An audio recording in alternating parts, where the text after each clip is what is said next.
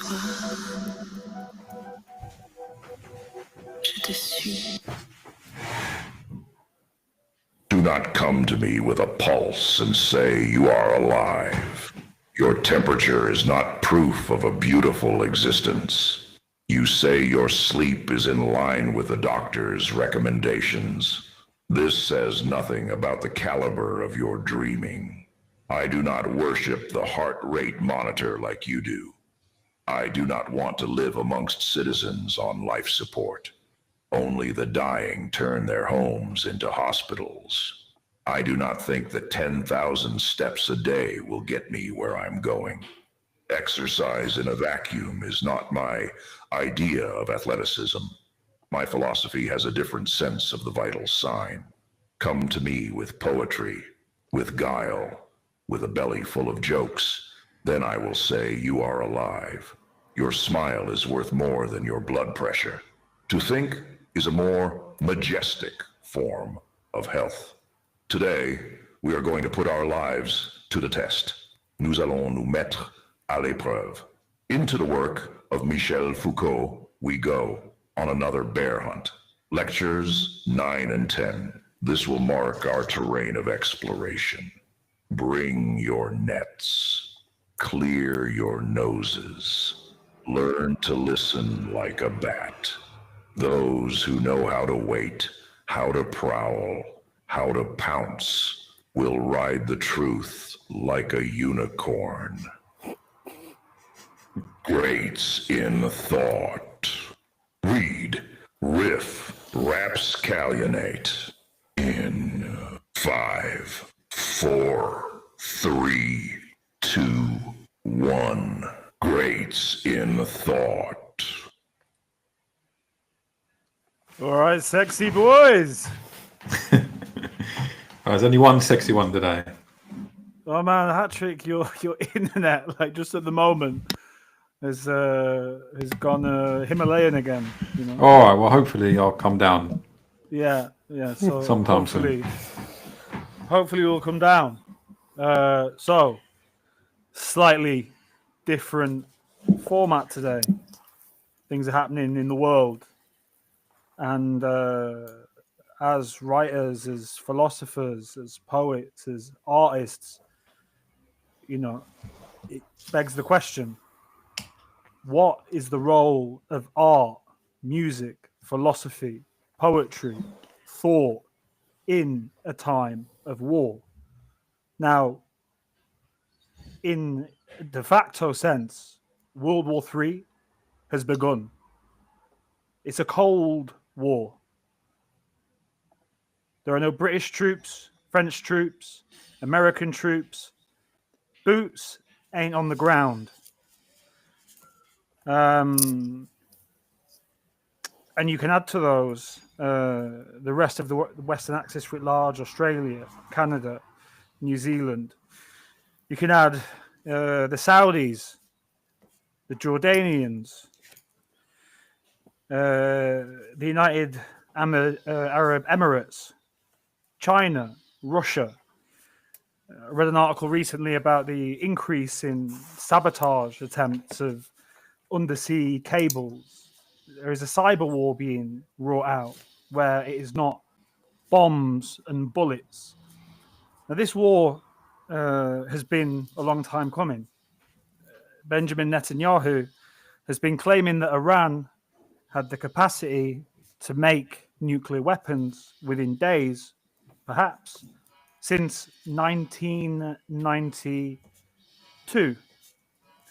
And he's finally enacted upon that with the complicity of the UK, Germany, France, the USA, with the complicity of the Saudis, the Jordanians, the Egyptians, the United Arab Emirates, the Axis writ large. India and Pakistan are on the verge of nuclear conflict. Sudan, Congo, Somalia, Libya are in states that we might characterize as a civil war, though it's not really my expertise, but certainly there is serious and severe conflict, loss of life everywhere. the horror and atrocity has not yet penetrated into the mainstream. The tone has slightly turned on Gaza recently. But the war is there, and it is existing, and it will come, because China is waiting for the overthrow of the order formed at the end of the Second World War, of international law, the rules of conduct and conflict. That's why they have emphasized strongly at the International Court of Justice this order and its importance. They stress its importance only to yearn for its overturning, such that they can assume and realize the material ambitions that they have had for over a century, which is to take back Taiwan and various other areas that they consider to be part of ancestral China.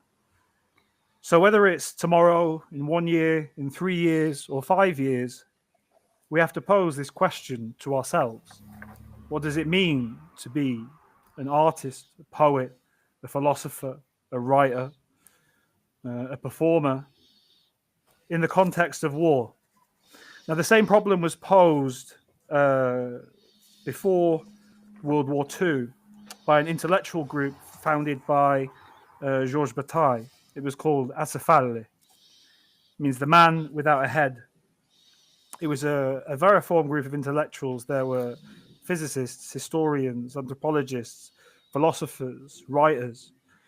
Now, he founded this group because in times of war, we need spaces of freedom, play, alterity, of the sublime, and we need them more than ever. To keep the flame of the human spirit alive, we must protect it, we must nurture it, we must cultivate it, and we must replenish it. In a present where feeling, fucking human beings, life, spirit, soul, emotion, dream, ambition, they are reduced to mere beasts, meat, gristle, and bone. We must continuously reaffirm our humanity, whether that be through art, music, poetry, philosophy. We must carry the torch of the human condition, and we must do so in such a way that we attack this grim materialism, that we forget about the realpolitik, that we refuse the reduction ad absurdum to meat, flesh, and bone, and provide rather moments and spaces of joy, repose, beauty, transcendence, transgression. Greats in thought, therefore, will continue, but with a renewed vigor and intensity, as part of this task that is essential in times of war to replenish and invigorate that torch of humanity that is everywhere growing dim. As Emerson put it, when the intervals of darkness come, as come they must, when the stars are hid and the sun withdraws its shining, we repair to the lights that were kindled by their rays, to the east again, where the dawn is. So we will play, we will quip, we will joke, jest, make mischief, while everyone else is lost in the fog of war, wrapped up in the atrocity, hate, and fear, screaming in their respective silos at each other about their rightness or wrongness. We will maintain our focus, our clarity of purpose, direction, and ambition to provide a space for alterity, freedom, and the sublime, not ensconced nor cloistered within some dead, hollowed out, emptied institution that charges hundreds of thousands of dollars for the exclusionary privilege to eat cheap knockoffs and fakes, but the real deal for free and forever. That's what Greats in Thought is all about. Now, Georges Bataille, towards the end of the Second World War, he was a surrealist and a mystic. Now, the surrealists, specifically, he attacks André Breton, and they thought that, well, in a time of war, the artist should serve the material efforts to, to communicate, to educate, to instruct. But that is merely taking up a kind of imposition, a didacticism, a kind of power that is precisely that of war. And it is precisely that we do not need more of in this state. We need the space where we can live and where we can breathe and we can remind ourselves that we are all human. This is from The Castrated Lion by Bataille. And it's his critique of André Breton, who had decided that surrealism should in some way be not abandoned, but rather repurposed in service of material efforts regarding war. The Castrated Lion. I'll just read a couple of paragraphs. I have nothing much to say about the personality of André Breton, since I hardly know him. His police reports don't interest me. My only regret is that he has obstructed the pavement for so long with his degrading idiocies. Religion should die with this old religious windbag. Still, it would be worthwhile to retain the memory of this swollen abscess of clerical phraseology, if only to discourage young people from castrating themselves in their dreams. Here lies the Breton ox, the old aesthete and false revolutionary with the head of Christ. A man brimming over with respect is not a man, but an ox, a priest, or even a representative of that unspeakable species, the animal with a great mop of hair and sputtering head, the castrated lion. There remains the celebrated question of surrealism, that newly consecrated religion devoted, in spite of appearances, to hollow success. It is in times of war, in times of struggle, in times of atrocity, in times of the reduction of humanity to meat, gristle, and bone, that we need surrealism more than ever. And so, before I kind of proceed to the seminar more generally, I don't know if you guys have any thoughts on my kind of... Yeah. I've got some thoughts, yeah. Can I go first? Yeah, all right. Very gentlemanly of you, thank you. So this is what I thought. I thought, who are these original, surrealists? And I thought a couple came to mind, yeah. And if they take like this major theme you just introduced, this idea of the refusal of grim materialism, refusal of the economics and pragmatics of war, all right, and this idea that it's not for the artist, because in some respect, if you serve the cause of war, you may be fighting on the side of the good, the side of the heroes, the side of the worthy, but nonetheless, you yourself have become kind of like absorbed into, metabolized by, digested by the war itself. And you've lost your otherness with respect to the game of power that's constituted by war. You've lost your otherness with respect to the economic reason, the financial battles that constitute the sort of reasons for and the etiology of war. And you've lost your otherness with respect to like the utilitarian calculus of, well, if we bomb this city, we'll lose 100 civilians, but we'll kill whatever it is, 3,000 of their men, so it's worthwhile, blah blah blah. And I thought, what does that remind me of in like the history of philosophy? And I got a few examples. So one of them is Diogenes. And what I'm going to talk about here is this idea of the refusal of the times. You think about the times being this incredibly sort of rich concept. Like you think about like, get with the time, Dad. Get up to date. You're out of fashion, Dad. This kind of like the adolescent anxious of the dad's otherness, of the dad's strangeness with respect to his own epoch. Or you have like Lady Macbeth's more sinister suggestion to Macbeth that to beguile the time, you must look like the time. You know, this idea of putting on the false face of the time in order to trick and hoodwink people. Now, philosophy is always one of two things. There are like two gradients of philosophy. On the one hand, philosophy is timeless wisdom, but a timeless wisdom that's always spoken in the form of allegory or anecdote. So as to almost like accepting that it's never now, you know, it's never quite now. You always have to do something with its wisdom. You have to transfigure it, apply it to yourself. You have to edit it slightly so that it fits your current circumstances. But nonetheless, something that, you know, Athenodorus once said, or something that Diogenes once said, seems to apply to my life in some, you know, in some oblique way, in some, you know, indirect way, right here, right now. Now, the second gradient of philosophy is the one we've riffed on many times before, you know, taking up Nietzsche's, you know, sort of aphoristic pronouncement that philosophy is always an untimely intervention. So it always cuts into the times, goes against the times, subverts the times, catches the times by surprise.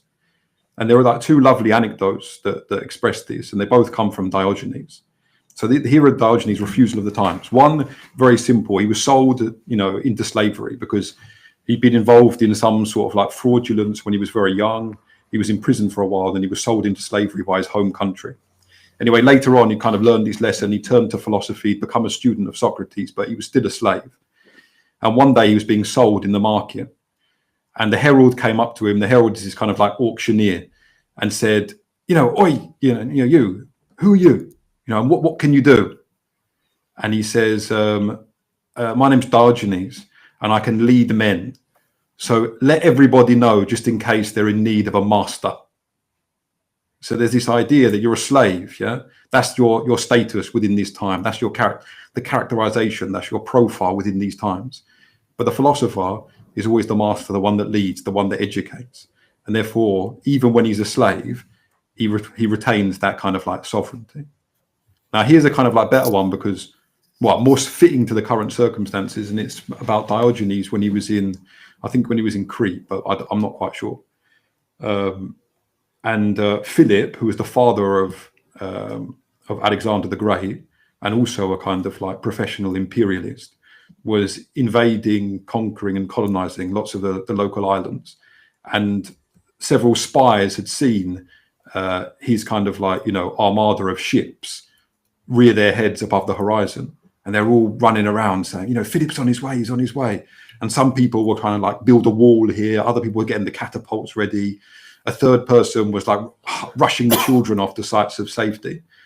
And Diogenes got out this kind of huge bucket, this huge tub in which he used to live. You know, he used to sleep in this tub. That was part of the fable, you know, the sort of proverbial status of Diogenes in his tub. And he went to the top of the hill and he got in his tub and he rolled down the hill again, you know, like a little kid. And then when he got to the bottom, he'd pick up his tub and he'd walk back up to the top of the hill again and roll back down the top of the hill. And someone came over to him and they said, well, what are you doing, Diogenes? You know, this is it's an important moment. This is a moment of great alarm, a moment of great seriousness. And there you are rolling down the hill on your tub. What's the meaning of this? And he said, well, you know, I hated to be the only idle one in a town of busy men. So there's this idea, okay, well, what's happening what I think is, what Diogenes is doing is trying to show that basically comedy, philosophy, wisdom, truth, defiance, freedom, they have to be able to like contest for space, jostle for space, even in the most desolate places, even at the most desolate times. And there are a couple of anecdotes that go with that. Like I remember John Cleese saying somewhere that, you know, someone who'd been in Sarajevo at the time of like severe bombardment had come up to him crying and said, you know, I'm so grateful to you. I'm such a great fan of Monty Python. And John Cleese couldn't understand why he was so grateful. And he said, can you explain? You know? And the guy said, well, you know, when we were being bombarded, what we had was this underground car park, and we'd go into this underground car park and we'd just sit there for 8 hours watching Monty Python on a loop. And when we came out, somehow the war was, we were better, more resilient, tougher, better able to endure the horrid war, you know, the horridness of war. So and I don't know, but this fits into that, the concept of gallows humor. Like I remember, you know, there are loads of anecdotes about that. And then the last point I want to make is this character, Falstaff. You know, I don't know. Do you know Falstaff? Any of you guys? He's a character from Shakespeare's Henry IV, parts 1 and 2, and he's sort of a mixture of clown, joker, but he also anonymously is a knight as well. And he's like ultra charismatic. He has like a kind of beautiful, like graceful use of language, and he's a sort of master exponent of the insult as well. But what he also is a master parodist and satirist of basically the code of honor that was both popular at his time, but which he felt was this kind of like cancer that was eaten through the minds and souls of his contemporaries. So anyway, being a knight, he was asked to gather together a sort of a army of people to head off to this really important war. But, you know, we've already seen this war as a kind of lots of incestuous infighting amongst like overprivileged aristocrats that are kind of like have base motives, not wanting to seize power, confiscate land, and so on and so forth. So we know it's a kind of, it's empty, and that these grandiose terms that are used to describe the war are kind of hollow.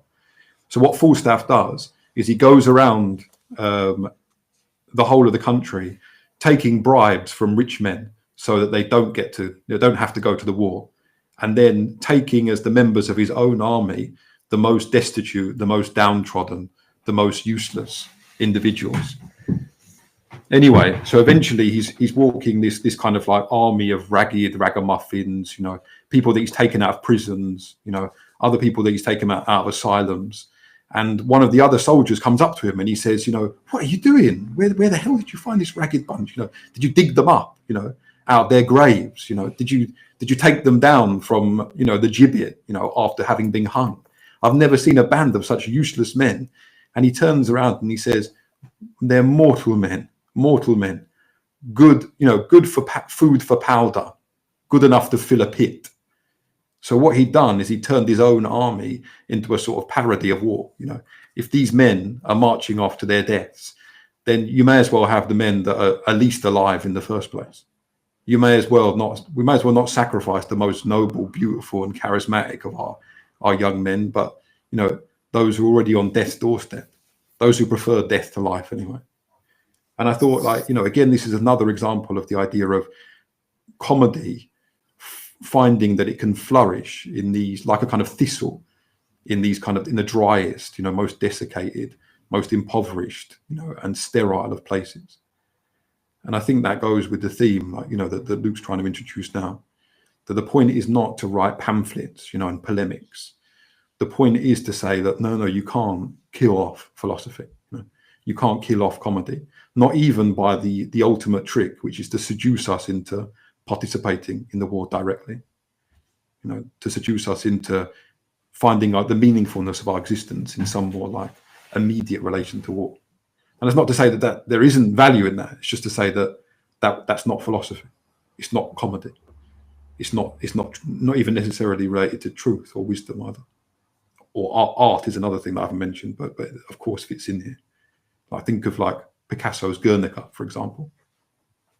You know, it is itself something that helps the war precisely by transcending it, that captures its chaos, you know, the noise of war, the cacophony of war, precisely by avoiding that war, stepping away, withdrawing.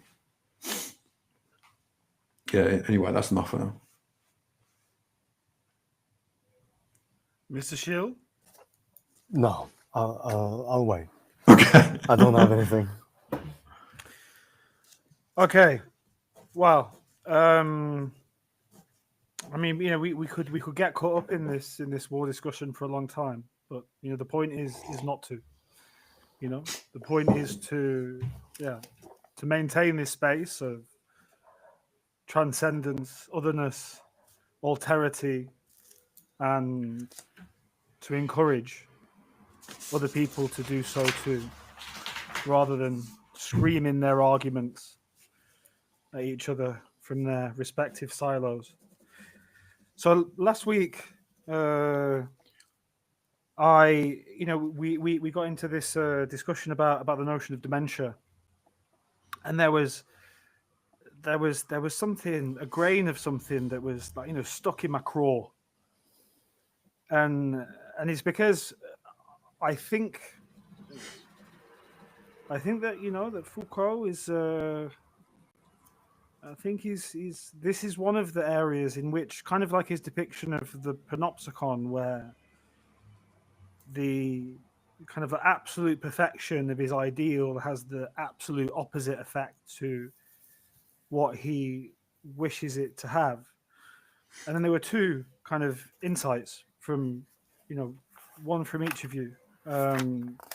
One was from Patrick, which has been a theme, but then developed into something like a whisper of something greater, something more. And that was the theme of society of itself as maddening. And society, in and of itself, ordinary everyday life, is kind of insane. And that developed into the whisper of the fractalization of the asylum. And somehow this notion lodged within me. This notion that in some way we live within a kind of asylum. That the asylum has become broad, generalized, dispersed across the social surface, the ordinary everyday. And then I also thought of something that Jakob said, which I think the term that you used, Jakob, was like the flip. And it was, in reference to diagnoses of, ADHD, dyslexia, OCD, ADHD. And I was thinking about these kind of two things. On the one hand, the kind of like fractalization of the logics of the asylum to the ordinary everyday. And then that led me to think of the characterization of an epoch or an age in psychiatric terms. So, previously, like in the 70s, there was the notion that society was schizo, the kind of like contemporary, like vague in the therapists that talk about trauma, is that we live in like a society of neuroses. And I had this, it was honestly like a complete cavalcade of thoughts. And in keeping with the seminar format, I began to kind of like systematize these, and, I'd written them down. But I didn't want to do that because I didn't want to enter into this space of didactics or lecturing, or, I didn't want my thoughts that arrived spontaneously and then kind of like cascaded like a hailstorm upon me. I didn't want them to assume the dimensions of a system, truth, power, but rather a kind of oscillation between the two, without the ballast of identity, meaning, and so determination, didactics, power, control. And then I stumbled on this beautiful Russian phrase, "Sotvisat vozdu." Now, the proverbial kind of translation of this is to waste breath, to act with bluster, to be all bark and no bite. And the example here is like to shoot the breeze, to beat the air, to waste time talking a great deal without results. I'm tired of beating my gums over and over. You're just beating your gums. To say things that make people believe that one can do something, or that something is true about oneself, even though it's not true. They talk a good game, but they're not really ready for the championship. Now, I wanted to kind of like rescue this from this like proverbial translation and restore it in a very similar way to the translation of Foucault's Les mots et les choses. Now, Foucault's Les mots et les choses is translated as the order of things. Now, this is very strange that it adopts this kind of like systematism, didacticism, control, power, order, when a more literal translation would be words and things, and all of the indeterminacy and all of the confusion involved therein. And so I wanted to use the very literal translation of this Russian phrase, which means to shake, jar, jolt, or shock the air. And I don't think that this is in any way a kind of an idle fixation, as it is written in the kind of proverbial use and its translation.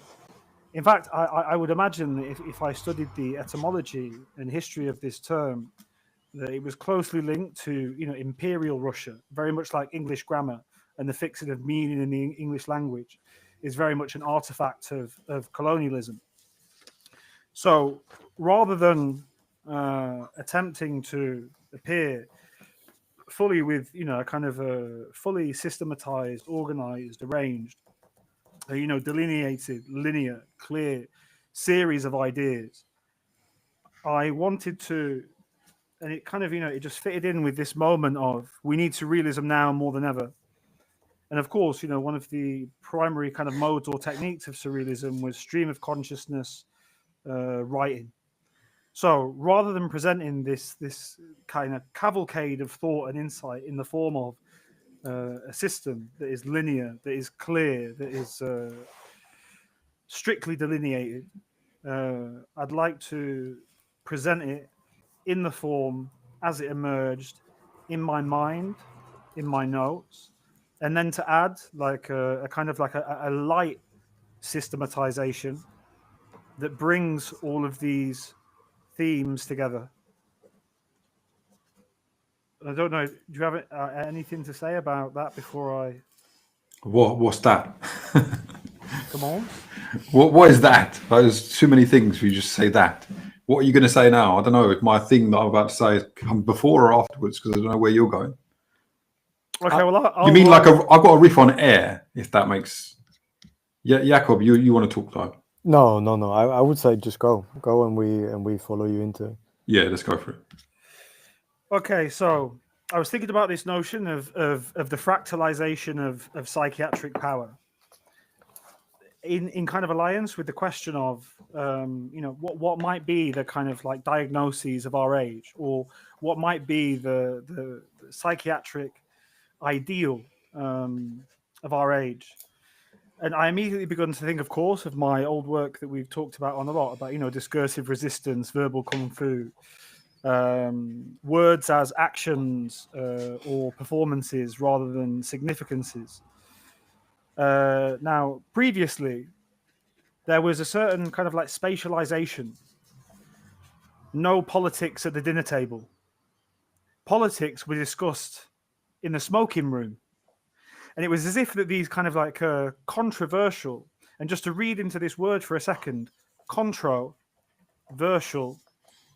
against, versial of and participating of verse. To be controversial is to be against the verse, against the rhythm, against the rhyme, against the expected and the acceptable modes. Now, the controversial would have a kind of certain spatialization in the smoking room. It's as if these speculations had to be enshrouded in fog, mist, in a field of limited visibility, staleness, and yellow fingers. That was, at a certain point, the appropriate arena for the emergence of politics of controversy, which, of course, are contact. But now, barefaced, bareback, we get responses like, "Nah, you're thinking too deep, mate. Let's talk about the weather." Or to bring up Monty Python, and now for something completely different.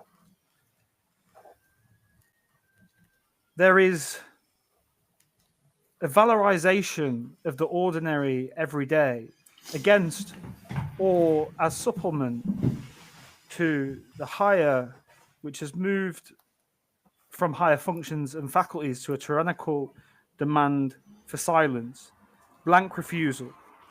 So what is refusal? Well, refusal is precisely the contourization of discourse in the mode of psychiatric power. Your will contradicts the social will, and so is de facto anarchic.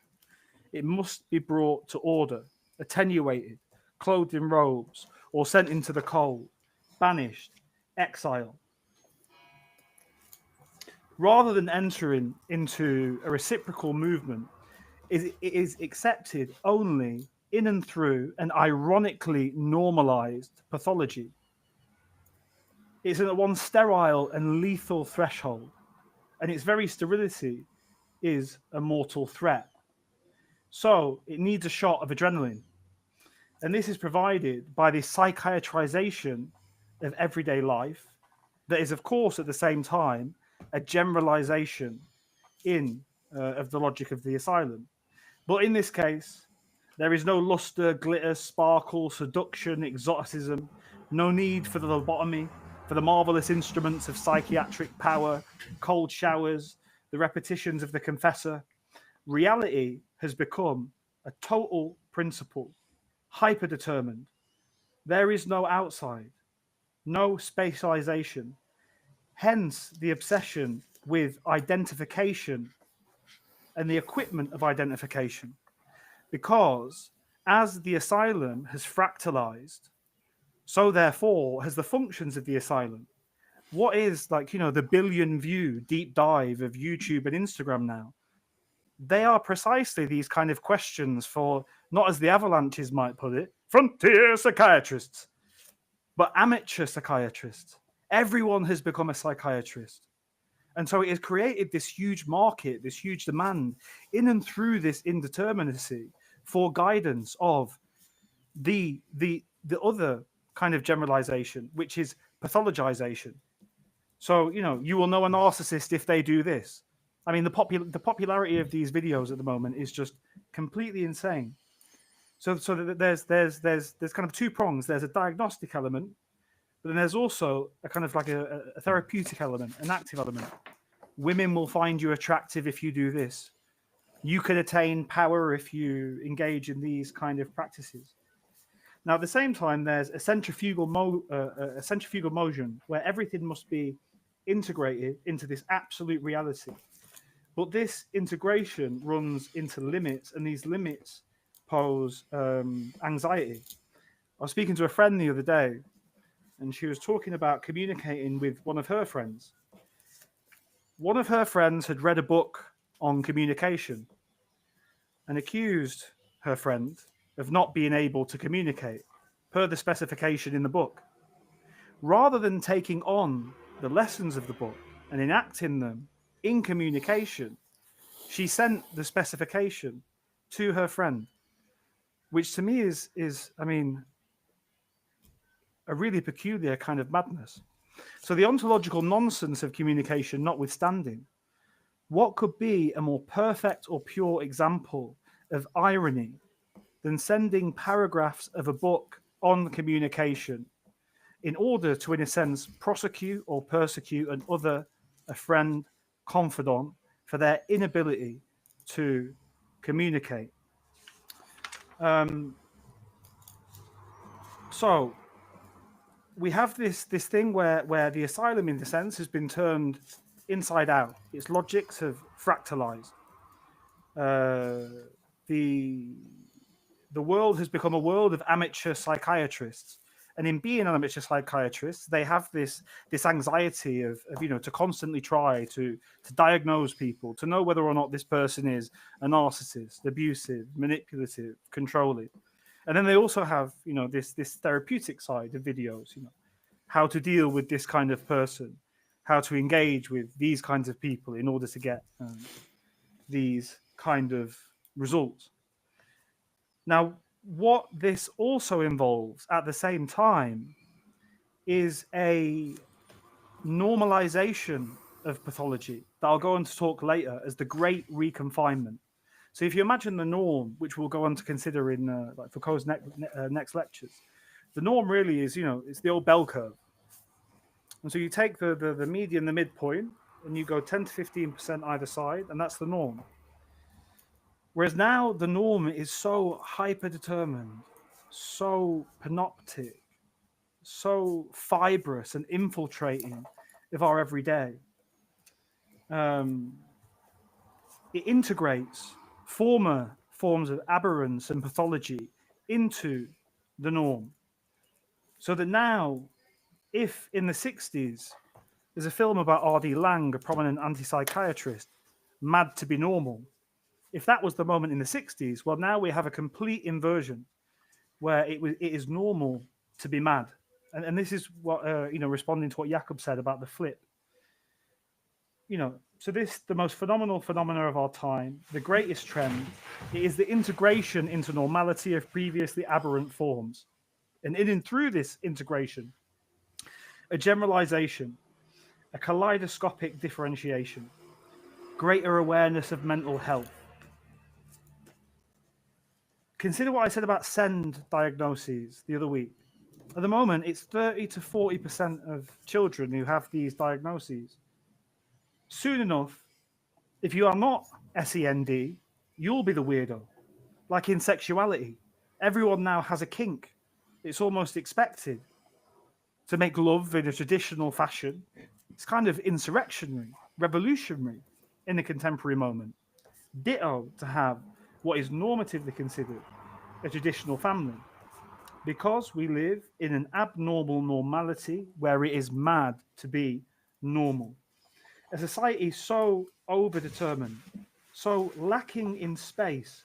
Consider the office, the school, the shopping mall. These are insane institutions, hyper surveilled, hyper regulated. They crush the spirit, they mortify the soul, they dehumanize.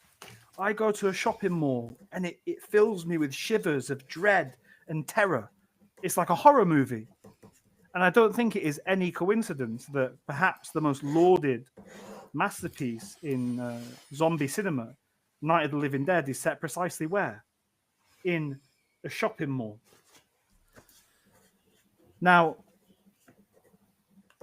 the way in which people behave, not just in the shopping mall, not just in the school, not just on the street, not just in the office, it's kind of everywhere. They participate in these somnambulistic motions as if they are sleepwalking through life. They believe in things that are not even beliefs, that are kind of groundless, flat surfaces. Consider money, its value in the sense of considered importance. But when you speak to people, no one knows what it actually is. Money is like a speech act. It's simply something that does things, wild things, crazy things. Now, we see this in game shows.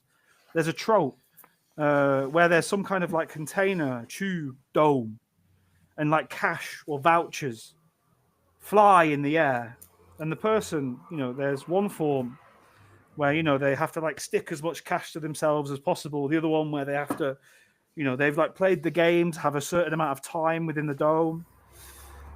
And it's also a trope in films, cash being thrown to the street, crowds going wild, frenzy, rapture, fighting, grasping to collect it. And I think in and through this, we can rescue the thesis that, we can rescue the phenomenon of the cashless society from a kind of like a grim materialist analysis, from a Marxist analysis, in which is about surveillance, control, surplus value. And I think that the cashless society, yes, of course, there is this Marxist dimension. There is the surveillance. There is the control. There is the multiplication of value through sales data. But looked at in another way, it is an attempt to it's attempt of the animus of power to rob money of its vitality, its frenzy, its wildness, to tame the mania that's inherent in cash, to smooth it out, to slicken it in kind of the form of cleanliness. Now, cleanliness is in and of itself, for me, as we discussed in Mary Douglas, kind of like a form of insanity. This need to impose upon the reality in which one exists, one's internal sense of reality, the need to have like a kind of absolute correspondence between one's, let's just be arbitrary for a moment, one's internal psychic order and one's external order. Cleanliness actually, I think, suggests like profound inner turmoil, profound inner disturbance. To not be able to live around mess really is a reflection on the self in crisis. And I think the self is in crisis because of the alienating, enervating, soulless, dead society that we live in. And this was really noticeable just after COVID. I remember being in like a market town in the UK. And it was, after all of these stupid lockdowns and restrictions, and these people were walking like zombies, They were like these people who had this memory of, something used to happen here. And they were kind of, just going through the motions of walking down the street, but without really looking, without really paying attention, without buying, without doing anything. So why is all this important? And what then would we characterize this kind of state of society that we now live in? Well, I think that we live in a society that's gripped precisely by dementia. We live in a society not of the neurotic, not of the schizoid, not of the paranoid. We live in a society of the demented. Now, think back to Debuisson and his kind of distinction between the idiot and the demented. The idiot is the person who never had riches. Now, these riches refer precisely to the higher functions, to the intellectual faculties, to society. The demented is the person who once had those riches and lost them. And now Patrick, I think, was actually correct in his critique of my reading of Foucault in the last week. That dementia is the perfection of psychiatric power in Foucault because it implies a certain kind of coterminosity of will, of the power and expectations of institutions and the behavior of the individuals. Well, that is exactly and precisely what we see in our society today. On the street, in the shopping mall, in the office, in the factory. It is these people who, for whom their will has kind of like disappeared. And their will has become coterminous with the will of some kind of institution that dominates them, oppresses them, exploits them, tries to solicit them, to seduce them. Now, there is what I was trying to get at last week, and what Patrick kind of rightly criticized was that at the same time, dementia is a means of escape. Now, both anecdotally and culturally, the most perverted, people that I know are at the same time the most regular, the most normal, the people who, in their ordinary everyday, precisely assume a kind of, in the Foucauldian coterminosity sense, a state of dementia, a state of the complete dissolution of their will and the coterminosity of the will, animus, or impetus of this kind of rule-bound space of society. And so that's why dementia is, and perhaps this brings in the question of simulation, but it's an escape, because as soon as you act, in the asylum space, now fractalized to society, as soon as you act demented here meaning, with strict conformity with the rules, with lack of individual will, spontaneity, outburst, etc. Well then, one is freed from certain kinds of suspicion and given certain avenues of escape.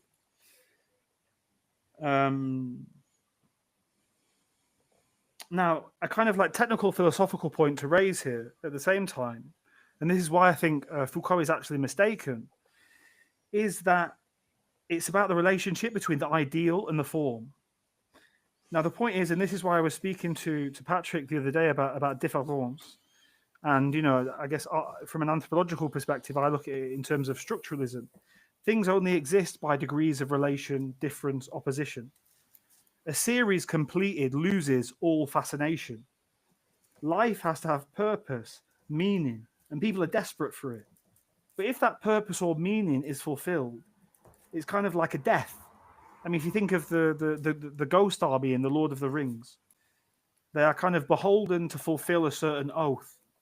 And on fulfilling that oath, they die, they dissolve, they disappear, they are terminated. The form cannot ever become the ideal, because in becoming so, the whole kind of structure would collapse.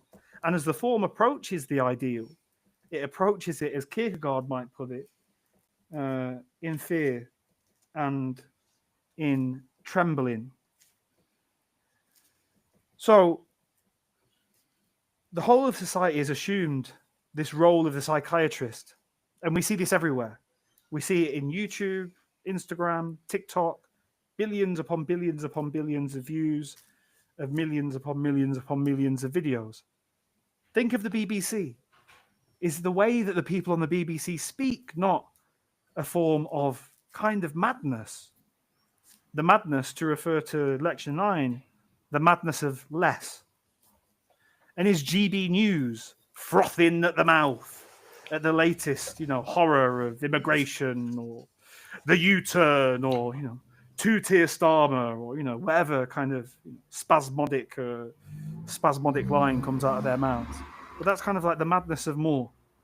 Now, this is the kind of big movement here, is that if the asylum has been turned kind of inside out, and I watched a number of documentaries about this, and it's been a truism since the 60s or the 70s, that the asylum or the psychiatric hospital, it is not full of people who are seriously disturbed.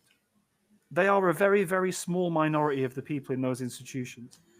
The vast majority are simply people of character, spirit, soul, vigor, vim, eccentricity, who at a particular moment, their eccentricity met like a contact or crossed a line, and so they were kind of interned. They are precisely human beings who cannot stand, cope with, or align with the insanity of society. Now, if the asylum has been turned inside out, fractalized, generalized, well then, so has the body. The body has been turned inside out. It is the body without orifice. It is a pure plane of contact and therefore hypochondria, hypersensitivity. The inside out body is the body without orifice, and it corresponds to the turning inside out and fractalization of the asylum. So, to finish up, so the trends, the animus socius zeitgeist that is definitive of our epoch is the inversion of the asylum. This inversion being a generalization or dispersion of its logics, both in terms of diagnosis and treatment, to the ordinary everyday. Thus, everyone is now an amateur psychiatrist in a state of indeterminacy and anxiety, seeking for the wisdom, the knowledge, in order to confirm their diagnoses. The three signs that confirm that this person is a narcissist. The three games that you can play to attract or seduce this person. Ordinary everyday relationships, therefore, become pathologized. And this indeterminacy then manifests itself as a torrent of videos: narcissism, abusive, coercive, controlling, diagnoses, and at the same time there's a diagnostic aspect, the psychiatric, the therapeutic, how to do, how to pick up, how to seduce, blah, blah, blah, blah. So if the organ of the asylum has been turned inside out, then so has the body we live in. Because we live in the age of the body without orifice and therefore without protection. A pure surface of contrast and sensitivity. Hence hypochondria, hence hysteria, hence discursive resistance and verbal kung fu. There is no depth to the body. There is no orifice. There are no organs. There is no protection. There is only surface. A surface operationally approaching degree zero of the absolute. And a corollary movement to all of this is the great reconfinement. The great reconfinement is that it is no longer mad to be normal, but normal to be mad. One must have ADHD, OCD, dyslexia, autism. One must have perversions, be a masochist, have a kink, some kind of identity or lifestyle like trans, non-binary, queer. These things previously considered as aberrant are now entering this hyper-determined panopticon of extreme normativity. And I had a slight remark there to the new Jamie Oliver TV show on dyslexia. Now, I think like a really good like cultural echo or reverberation of this, not in the form of representation, importantly, or the form, but in the form of containment, neutralization, sterilization, and control, is American Psycho. Now, consider Pinel's description of the physicality of the physician. Is there a man on earth whose bodily perfection more approaches that ideal description of Pinel, of the ideal physician? Now, what I find interesting about American Psycho is this, that as the form approaches the ideal, i.e., as the form of society approaches the ideal of the demented state, it starts to vibrate, it starts to shake. And this shaking, this vibration, this fear, this trembling, it manifests itself in cultural artifacts like American Psycho. And so, this kind of schizoid character of Patrick Bateman, well, what happens in the end? In the end, it was all just fantasy. In the end, it was a fantasy that was only, it was only himself that was lost in it. It concerned no one other than himself. So all of that violence, all of that like outburst, all of that madness, all of that rage, it remains safely contained within the sacred inner sanctum of bourgeois subjectivity, normatively considered. And now finally, to bring it to lecture 10 and truth. What then is truth in this age? Truth in the age of the fractalization of the asylum turned inside out. Truth in the age of the generalization of the psychiatric function in the sense of diagnosis and therapeutics. Truth in our age, to lift a metaphor from the anthropologist Celia Lowe, is not the thunderbolt, is not the demonstration. It is rather truth as mist, fog, or cloud, a dispersion of stochastic intensities, thickness or thinness, that can rumble, that can spark, that can strike like a thunderbolt, but more likely is something that you get lost in. The Mapuche, an Amerindian indigenous community in, I'm not sure if it's Peru, they have a song and they sing of the dangers of the forest. This song sings of spending too long in the forest. If you spend too long in the forest, the song says, a fog will descend upon you. It will envelop you, enshroud you, and being thus lost, unable to return to the village, you lose your socius, and a new animus seizes you. You become other. You become a jaguar. You become a bird of prey. You lose your higher faculties. You lose the will of the village. You lose yourself. Your will becomes that of another order. You lose yourself precisely to a kind of asocial dementia.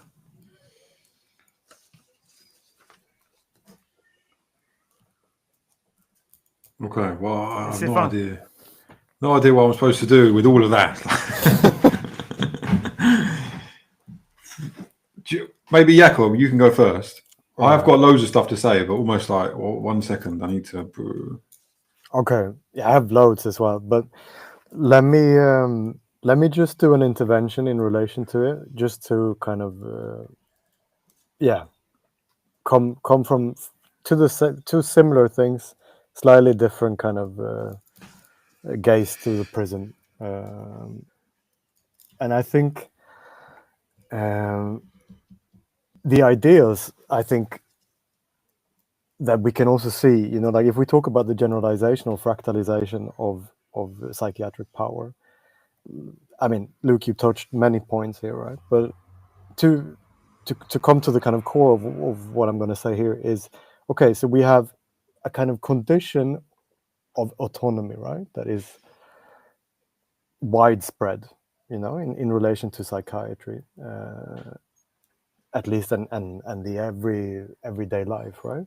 And that rests on several things, two of which is like an ideal of a hidden potential, we can say, right? I've talked about this before, but we can say in both psychiatry, in cognitive neuroscience, there is an ideal of a hidden potential, which means that people with autism, with diagnosis, everyone, there is a kind of diverse neurological base, I guess. But in that, there is always a kind of hidden potential to be lived out, or that can be, in a sense, not exploited, but that can be realized, right?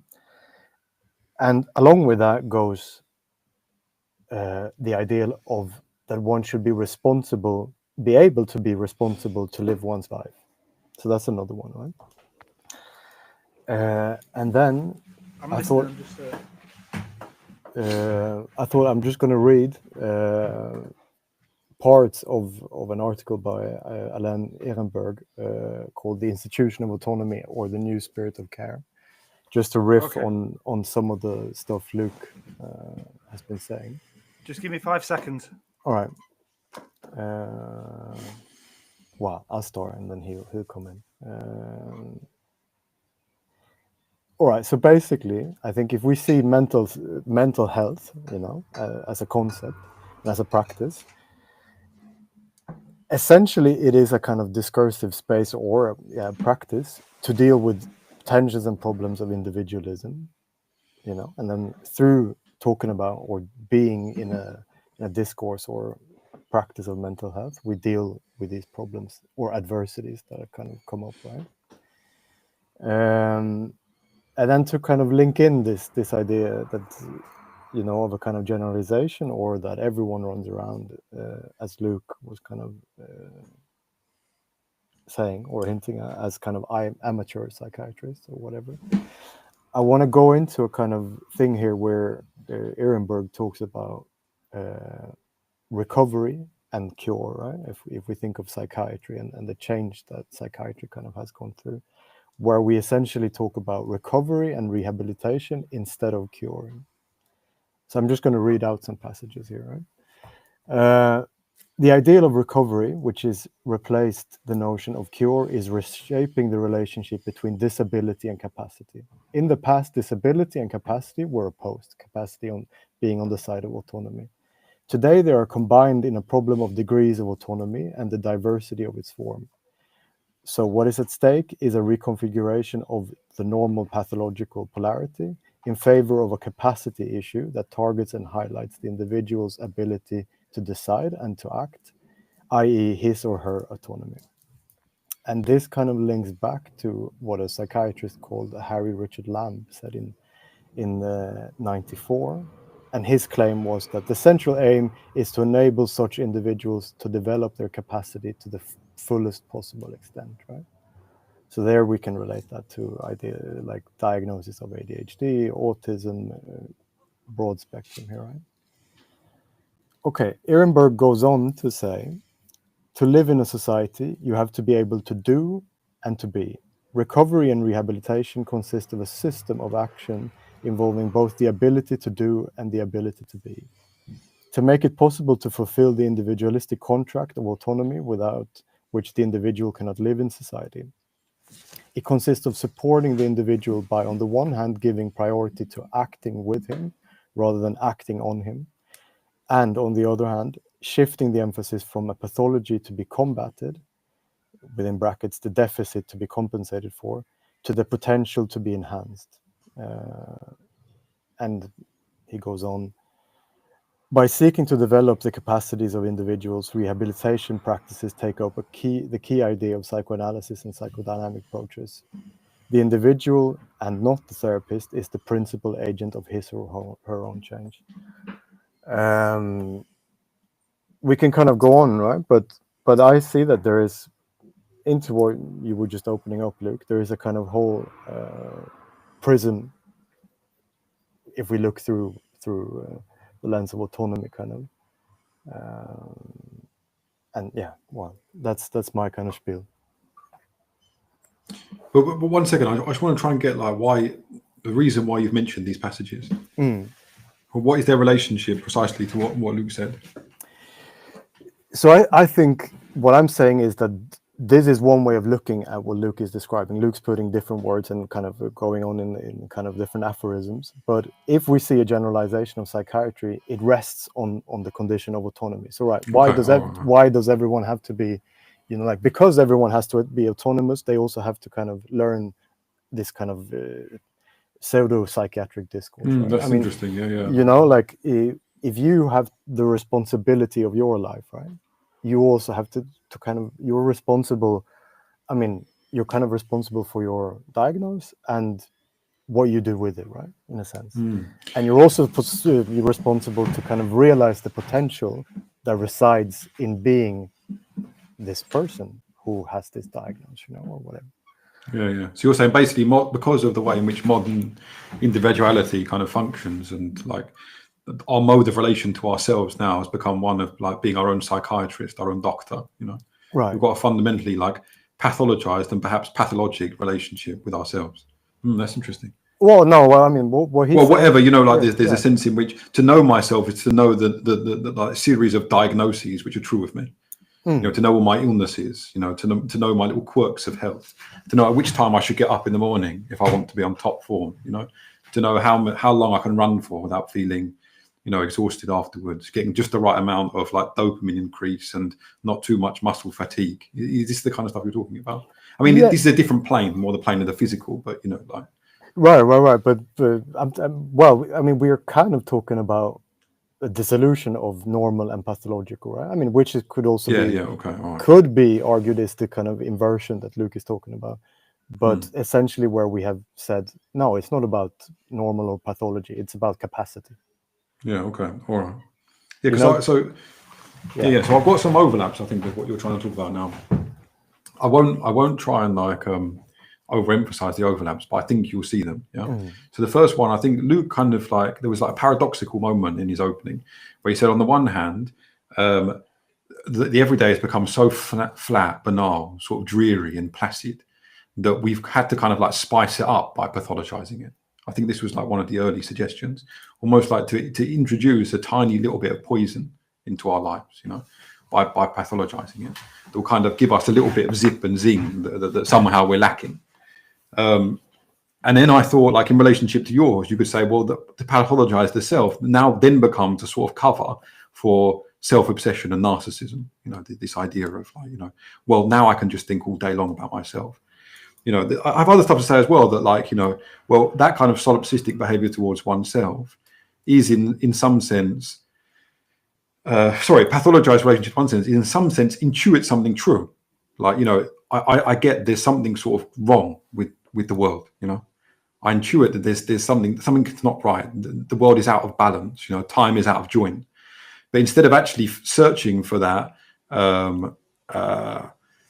evil or for that danger outside of myself, I then start to become obsessed with my own health, you know. And then I get this kind of like this kind of tragic hypochondria where I'm outside and I'm thinking, should I touch that leaf? Is that what sort of chemicals? What's the chemical molecular structure of that leaf? You know, is it rubbing off on my fingers and getting into my skin? You know, shit, can I now touch my? You know, like you can just go on and on. Like, what about that brick over there? What's that brick made of? You know, are there microplastics on this street here and down this side road, or am I safer off going for a walk in the park? You know, there's this like, you know, there's this sense in which these things can spiral out of all control and become limitless, precisely because they don't address this real problem. Where is the point at which the world is really going wrong? You know, where is the point at which the world has really become imbalanced? You know, where is the point at which like my life force is really being sucked away from me? That's one like thing that Luke said. The second one, which kind of cuts across that, is this idea of, well, the everyday has somehow become horrendous, unbearable, and intolerable. So we can kind of dodge the everyday, sidestep it, neutralize it by treating it medically.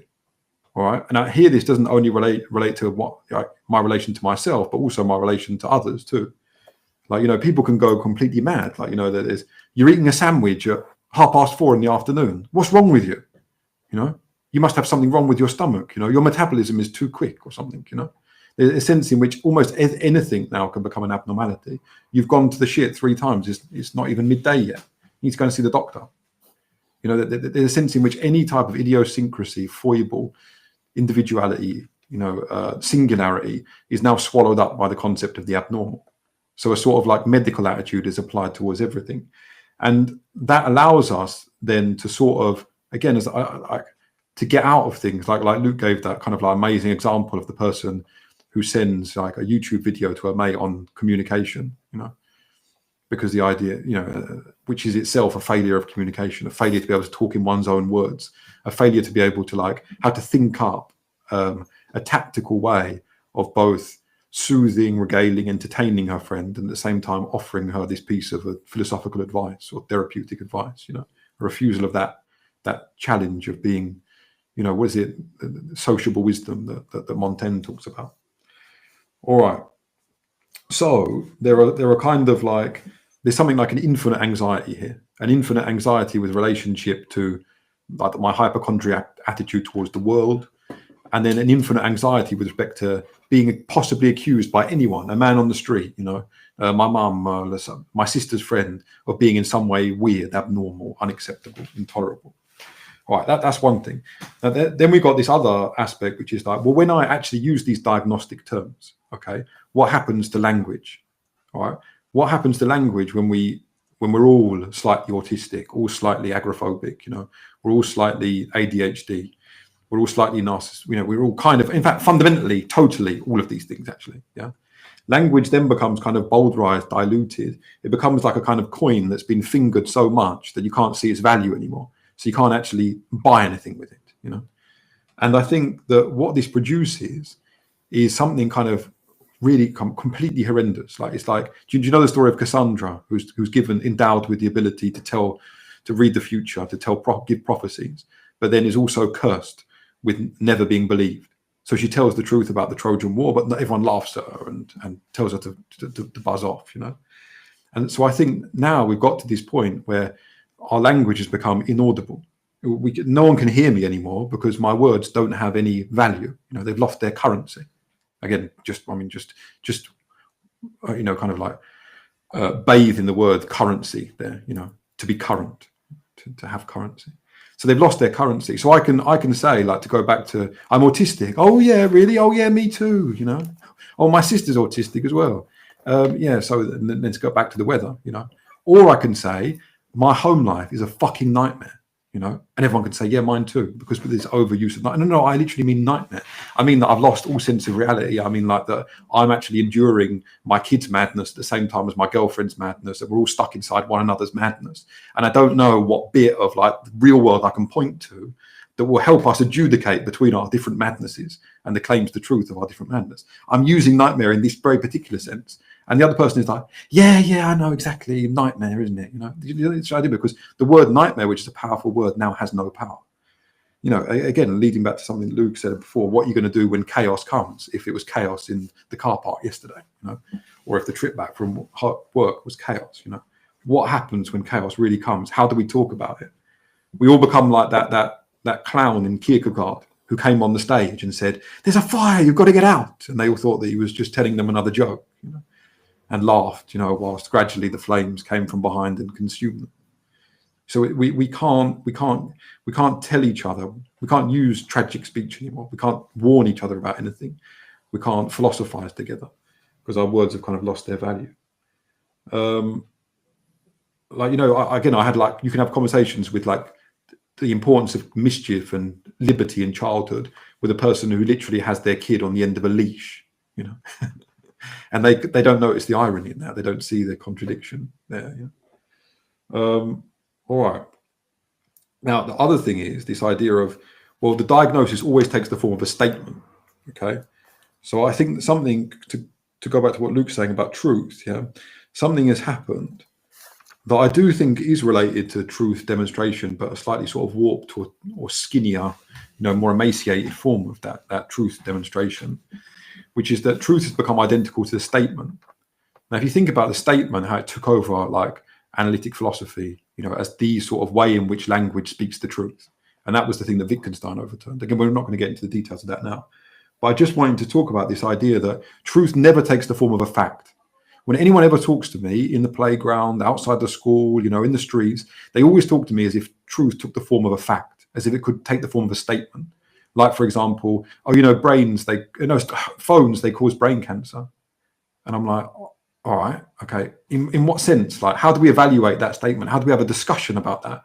How do we introduce thoughtfulness into that idea that phones might have brain cancer? How do they cause brain cancer? Well, I don't know. I read it they've done studies on it. All right, but what does that mean? Like, what studies did they do? What could we hypothesize as the possible relationship between phones and brain cancer? You know, there's no like sequence of thoughts there. There are just these free floating facts that become, again, and I think statement needs to be understood with its whole like richness. Think about making a statement. Statement is a kind of power play. Yeah, statement weaponizes truth. Statement is like a kind of set piece move, a sort of hit and run, in arguments. And no, that's my fact, and now you've got to deal with it. And I'm not talking about it because it's a fact, okay? And I've given it to you now, and that's the end. I don't want to talk about it anymore. A kind of like taser, a conversational taser. And I just thought that when we issue these diagnoses, they also take that form. Oh, he's autistic, or he's ADHD, or that's the behavior of a narcissist. They don't take the form of truth as discussion, or truth as speculation, or truth as collaborative, like inquiry, or truth as conversation, or truth as thoughtfulness. They always take this other form, truth as statement, weaponized statement.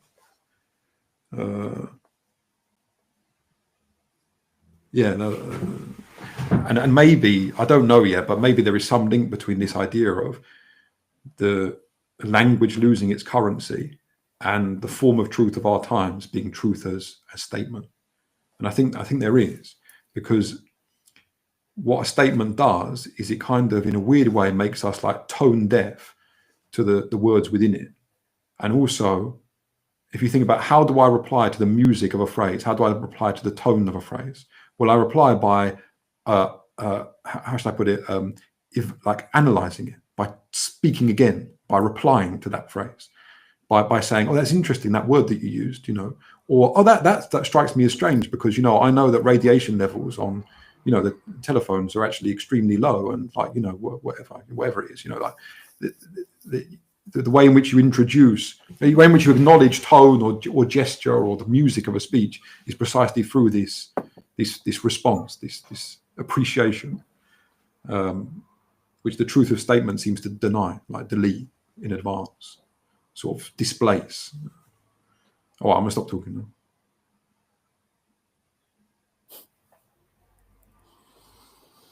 All right, I'll just kind of come back first. Come back, coming at you. But respond, enter into the reciprocity of exchange with Jakob, and this notion of capacity, and I actually think that there's something quite kind of like demonic about this kind of discourse, because firstly, it's kind of like it's a Trojan horse for normativity, because when you say, well, what does it mean to have autonomy? Capacity is capacity too. And then so what that therefore devolves onto is precisely to a certain kind of like social order, a certain number of expectations. Like to be autonomous in Denmark is not the same as it is to be autonomous in England, is not the same, definitely not the same as it is to be autonomous in America, USA, and it's definitely not the same as what it means to be autonomous in China or Japan. So there's like an elision here, like a sleight of hand that I find troubling. And then what I also find troubling, like a kind of family friend, he's like a psychiatric nurse, and he's very good at his job, and he looks after people who are in moments of crisis and all of this. But it's this abandonment of the notion of like reparation, restoration of the self, cure, and it's all dismissed into this kind of like this newspeak of management, So they and this reaches a certain level of like a kind of neurodetermined, like hypertrophic neurodeterminism in the UK, where essentially what management means is it means just doping them up, giving them the right kind of drugs so that they and essentially it's about. I don't like the language of risk so much, having studied its kind of origins in Becker and etc. But I like the language of danger, and so it's about them being, not being a danger either to themselves or to others. But then you see how they've been therefore stripped of their autonomy.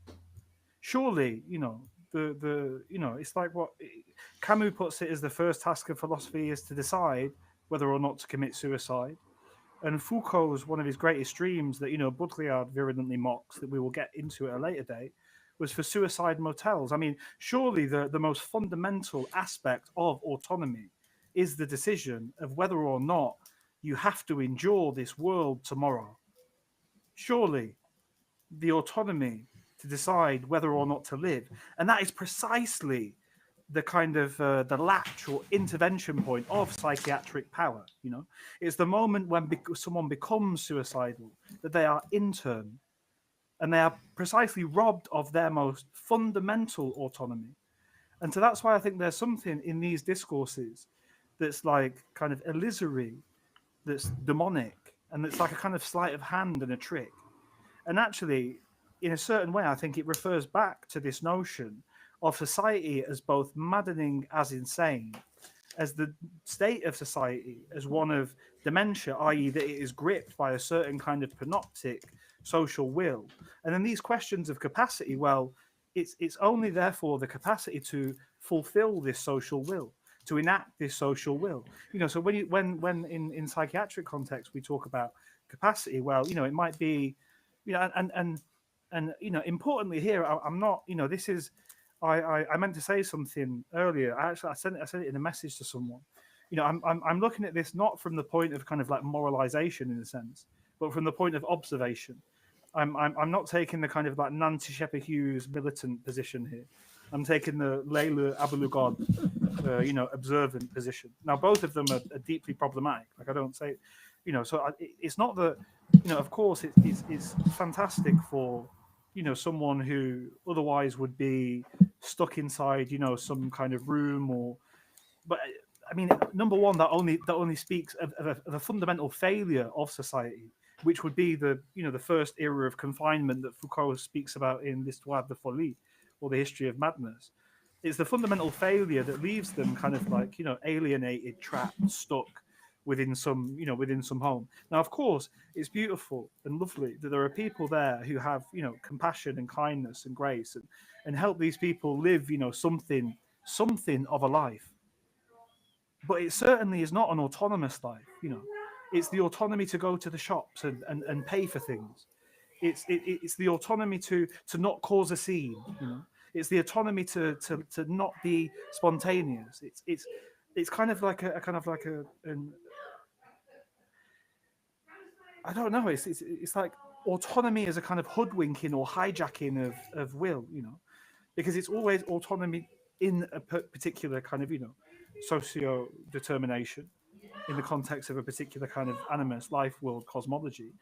And then the capacity is always, to me, from what I've seen, both anecdotally and in terms of study and personal experience, is that it's always kind of capacity to precisely be demented in the kind of ideal Foucauldian sense. It's the capacity to have a will that is not anarchic, that is not or antisocial, but rather that's this kind of socialized will. And that to me is just the most, I don't know, the thinnest of aspirations and ambitions for these people who ultimately, they are still, human beings. And they might be, human beings who we don't understand or, who pose a problem. But surely the task should not be this kind of, again, it's something that I said the last time, right? Surely the task should be to transform the kind of structures, forms, animus, socius, whatever word you want to term to it, will that kind of governs society, such that it can tolerate, such that it has the kind of lassitude, compassion, thoughtfulness towards people who are different or incapable. Like for example, trades. Okay, so there are all of these horror stories at the moment about disabled people getting on trains and getting on and off trains in the UK, and how it's undignified and it's used by the unions as like an argument for we need more guards and and we need them because. But where's the basic humanity? If I'm on a train and there is a person who is visibly struggling in any way, I don't have to diagnose them. I don't have to pathologize them. I just have to touch into our common humanity and help them. If someone's struggling with bags upstairs, I don't need some, like diagnosis of them, having like a arthritis of the knee. I can just see and have compassion with their struggle. and I think this kind of like individuation, I think there's something cynical about it. There's something demonic about it. It's an elision, a sleight of hand, a hoodwinking, a hijacking. And I also think it speaks fundamentally of a lack of ambition. You know, it's like, okay, so we've got these people and they can't.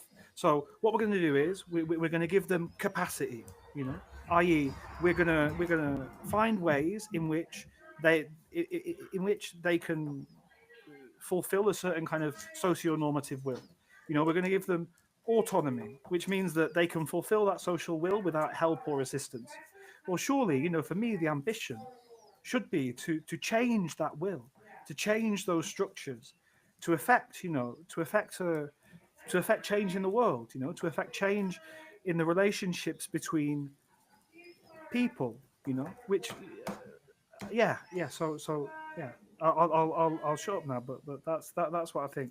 I think that these things of like capacity, autonomy. I think there's something kind of cynical, demonic, hijacking, hoodwinking, and even given like a, you know, like a generous reading of, okay, well, at least they, you know, can have this, and to be, you know, to speak with generosity and warmth as well of the people who, you know, engage in these kinds of forms of assistance, right, in developing capacity and autonomy. There is but maybe these people are hoodwinked by it too, but there is a kind of, you know, there is an aspect of that. There is an aspect of nobility there. You know, there is an aspect of kindness, but really it's no kind of kindness at all, because they're not given autonomy and they're not really given capacity. And the point at which they might want to assert their autonomy, i.e., to commit suicide, i.e., to say that, you know, I find this life unbearable, I find this world unbearable, it is a torture, you know, for me to exist in this world, therefore I choose to depart. Well, that is the axiomatic point of attachment for internment, for psychiatric power, for the removal of autonomy.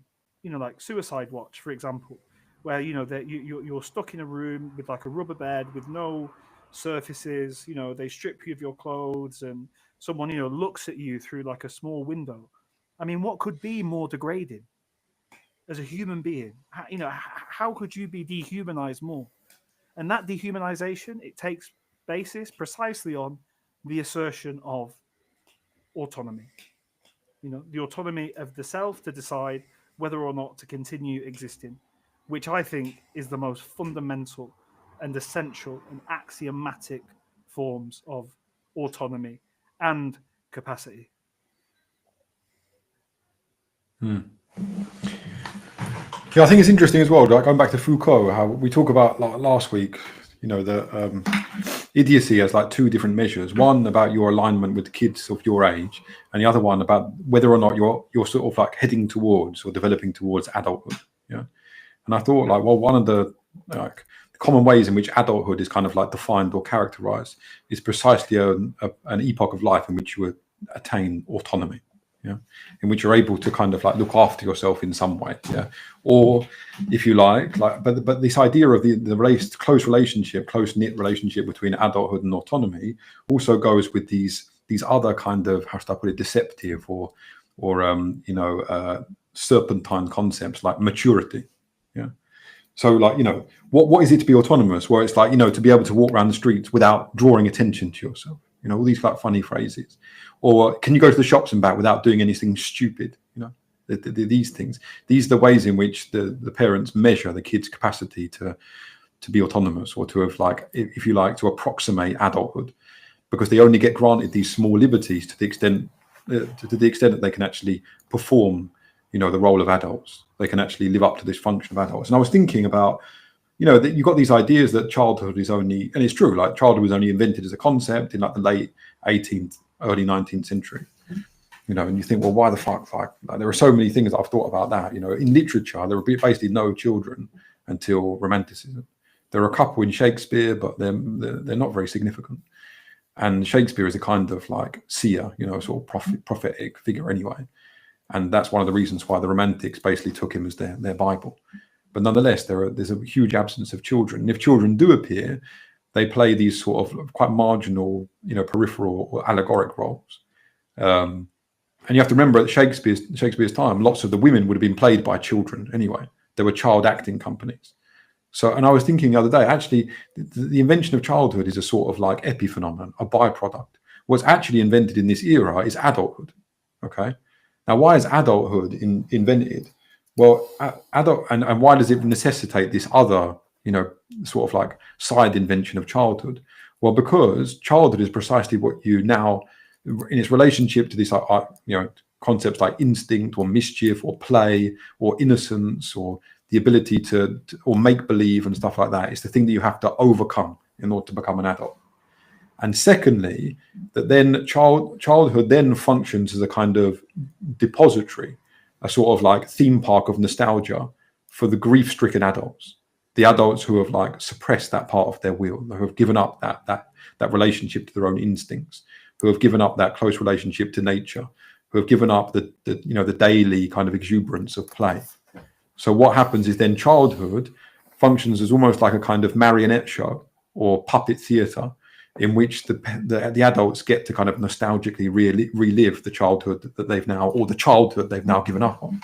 Now, why do I say these both are invented at the same time? Well, I think that young people, like 20-year-olds in Shakespeare's time, don't think that they are, let's say, not allowed to be something that they were allowed to be when they were children. In fact, children are brought up instantly to be like, if your dad's a carpenter, you go and be a carpenter. If your dad's a blacksmith, you grow up to be a blacksmith. If your dad's an aristocrat, you're going to be an aristocrat. So there is no like borderline or distinction. You have kings at age 7. And of course they don't run the country like kings that are aged 20 or 40, but nonetheless they're still kings. They still have sovereignty.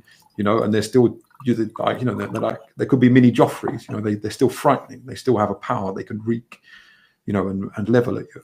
And again, like you have child acting companies and so on and so forth. You have children being executed for stealing sheep.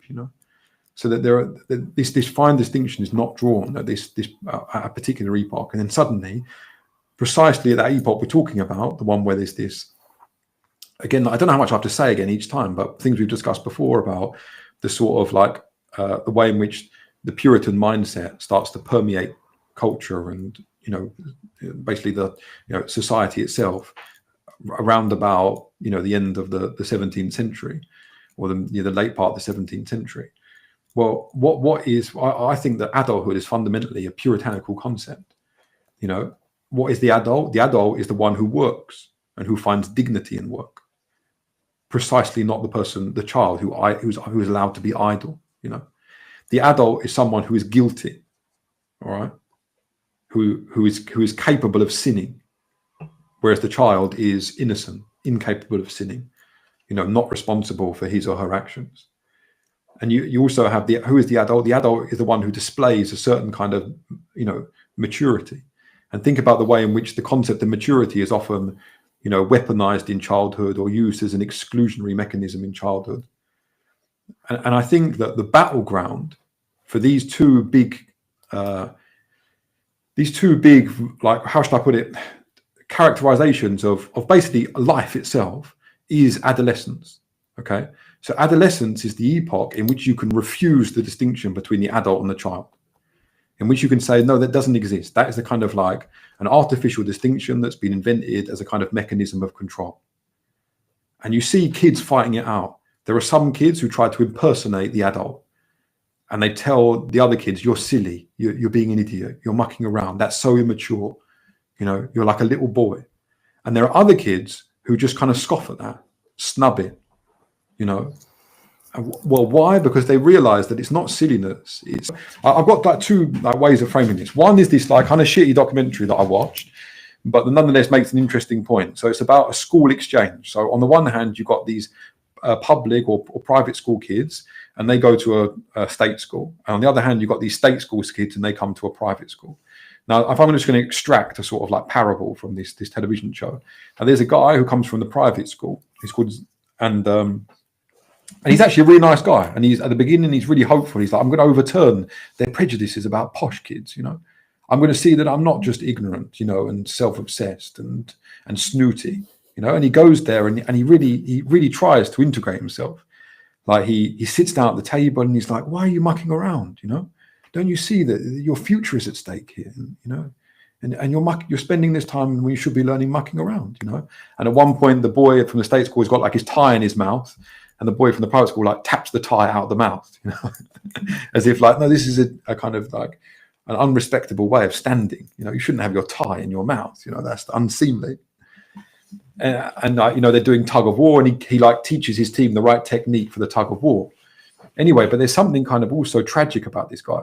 And he has this line in one of the interviews, and he says, well, what these people don't seem to understand is that, secondary school is only 6 years of your life. And the rest of your life, that's 60 years.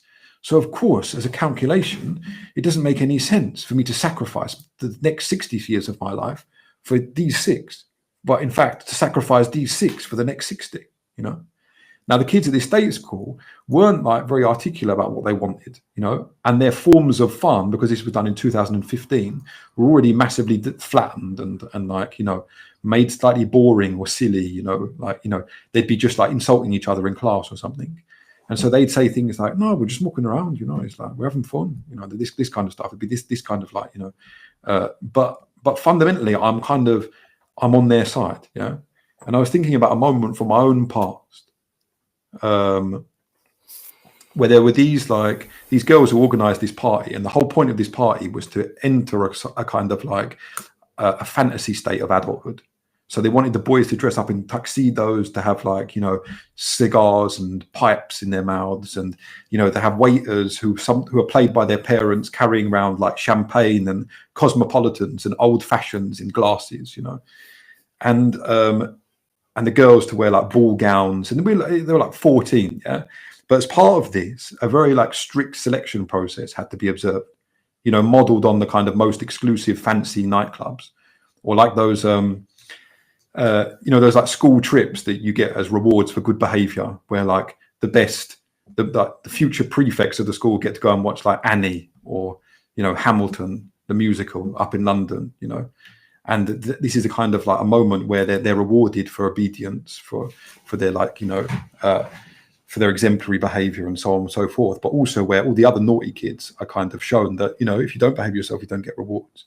Anyway, that was the kind of selection process that took place with this party, because any like rapscallion and rascal, or people who are notorious for like trashing houses, or ordering 20 different pizza men and taxi men to turn up at the front door at the same time, or people that couldn't be trusted to pretend that they were adults, to kind of give up on adolescence.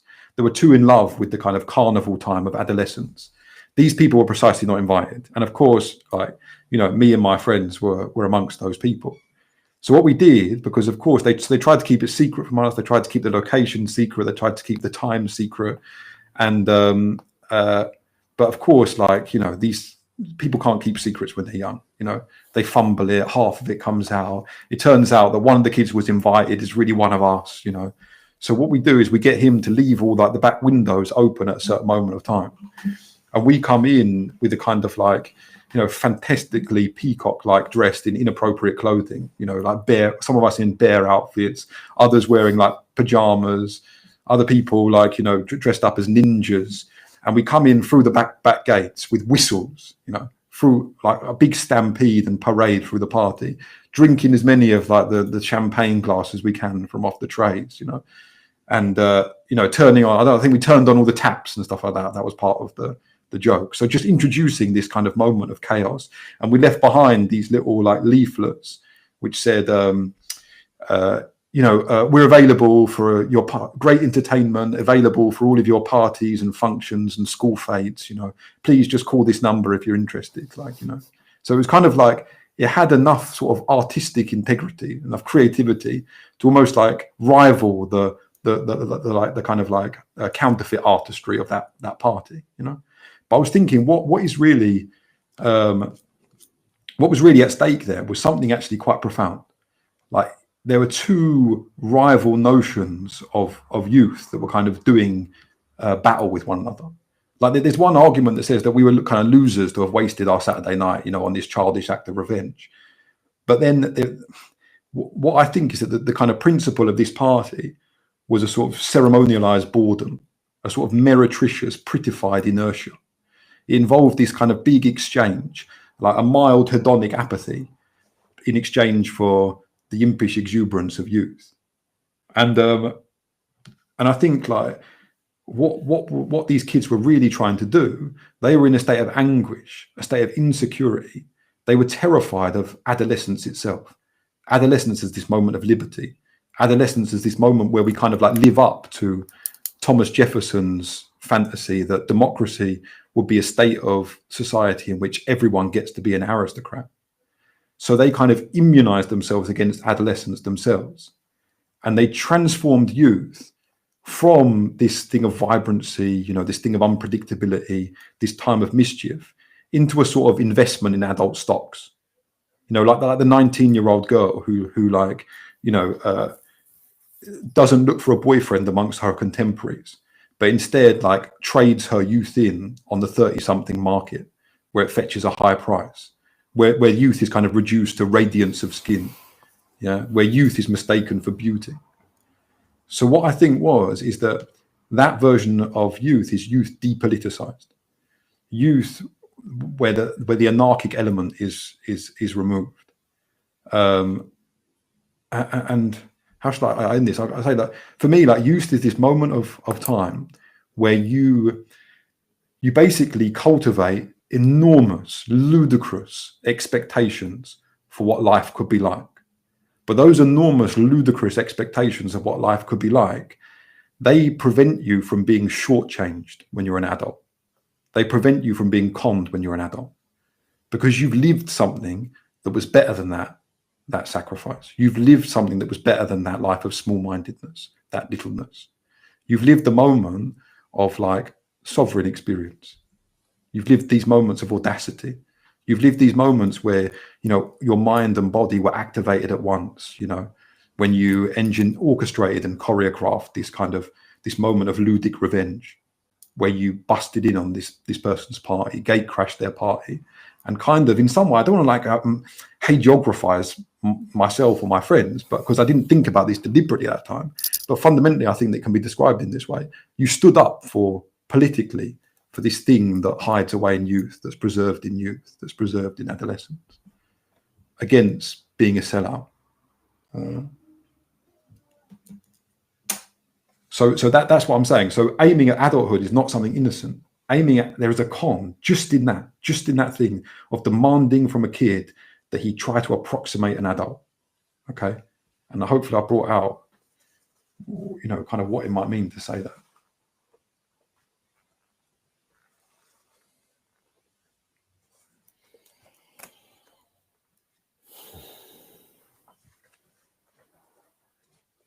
Hello? Oh shit, you're Jakob? yeah, I can hear you now. No, I've got nothing. I was just thinking if we should go back to the text a bit, or we can go in. If Luke, if you run anything else, we can go into that. Well, I was interested to see what you kind of thought of this. You know, because of your artistic practice and your work, you know, that I've only really kind of skimmed the surface of, and you know, the kind of deep dive into these kind of like cults of truth, you know. So you know you were talking about like a new kind of cult the other day, you know, in a different direction, different mood, different timbre. But you know, certainly in like in M and you know, you must have spent. I mean, you know, the kind of what, you know, Baudrillard would call the primitive accumulation, you know, of how many of those videos you must have watched.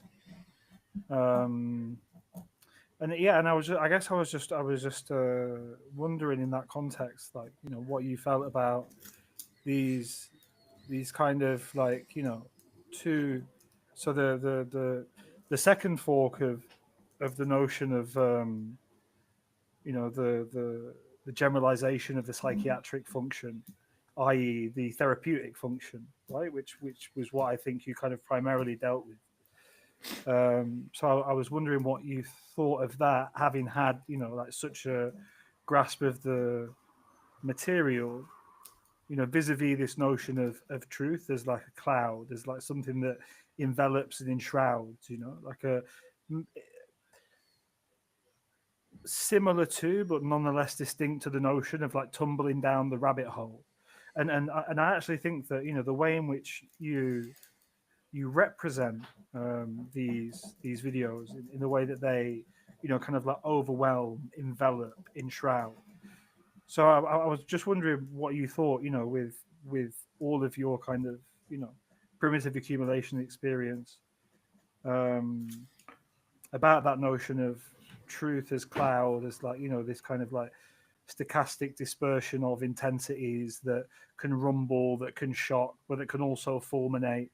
But then it's also mainly just something that people get lost in. So I was wondering what you thought of that, and then I was wondering also what you thought about the generalization of the psychiatric function vis-a-vis the therapeutic rather than diagnostic element. Oh, very big questions. I'm also not sure I entirely understand them, I must say. But well, no. To be honest, I'm not sure. I feel I'm not really sure what you're asking. To be honest. I think I'm just asking whether, okay, so if we kind of go back to the text, okay. So Foucault, he has these characterizations of like truth demonstration that is the kind of the way of science, in which there are these kind of rational procedures, but he wants to kind of like demonstrate that actually the like an older and more archaic notion of truth as ritual, truth as event, truth as the kind of like lightning bolt that strikes. That this notion of sorry, I'm just trying to see where my notes on the text are. So he characterizes the truth in these ways. And so yeah, both to go back to the text, but I guess it's also just just a question of because you've had experience within these, because they are kind of like cults of truth. The way in which they present themselves, a kind of like cult-like truth, but nonetheless like a regime of truth. And it was I guess it's like like a kind of a truth event test of the idea, like the functionality or usefulness of the idea versus like Foucault's conceptualization of demonstration, thunderbolt, the truth in the sky, and he has these various kind of different variations of these, like the alchemical truth, etc. And of course, Foucault is trying to do something like really big and grand, which he always is. It's kind of characteristic of Foucault. He always wants to like overturn. He always wants to like invert. He always wants to do.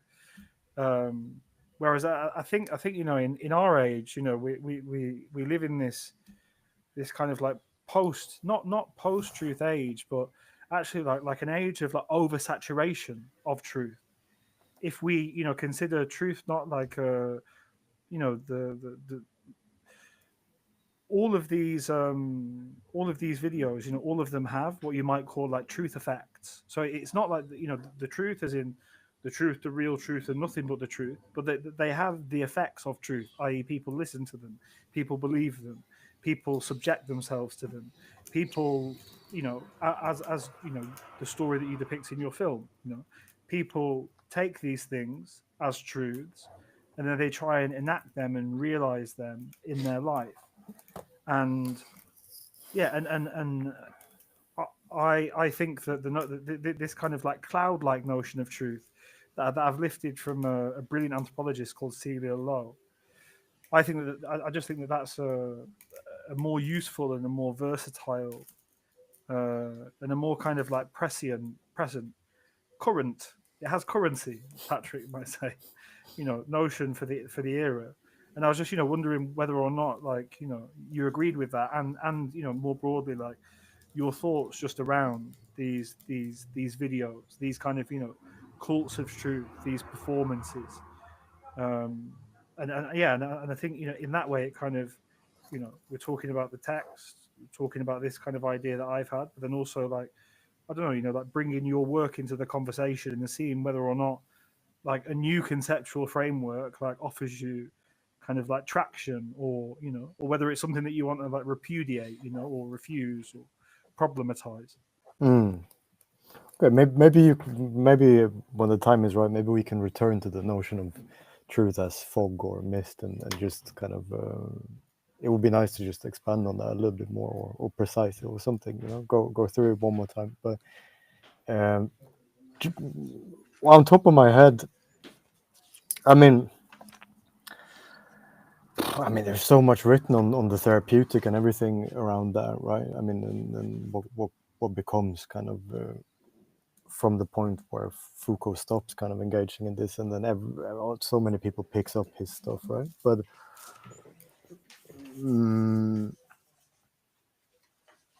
I think a lot of these kind of videos, then if we take like the law of assumption or any kind of manifestation or self-improvement or all these kind of things, right? I mean, they have the kind of this combination of that. They of course is kind of they're kind of self-questioning and confession to oneself, not to the priest, or to anyone else, or to the viewers, but everything else, everything kind of can be seen as having, I don't know what to call it, but like the self and then the action, so it's, I guess the development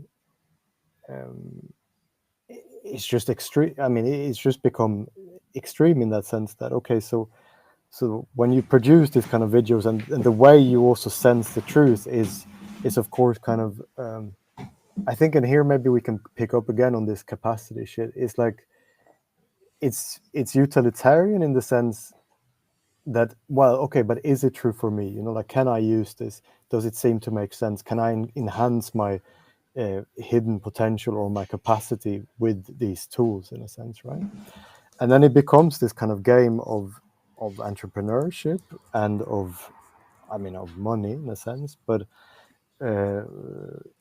where, okay, so your confessions are kind of, you coaching is of course a kind of relevant term here as well, right? Because the doctor is absent, right? If Foucault in chapter 10, which we're kind of talking about, but through many different ways, is like, okay, there's the kind of truth event is still there, and in psychiatry, even though it's supposed to be something, supposedly it's about truth and the kind of diagnostic truth and demonstration and all this stuff. But then he says, well, psychiatry kind of, it wasn't scientific in this sense.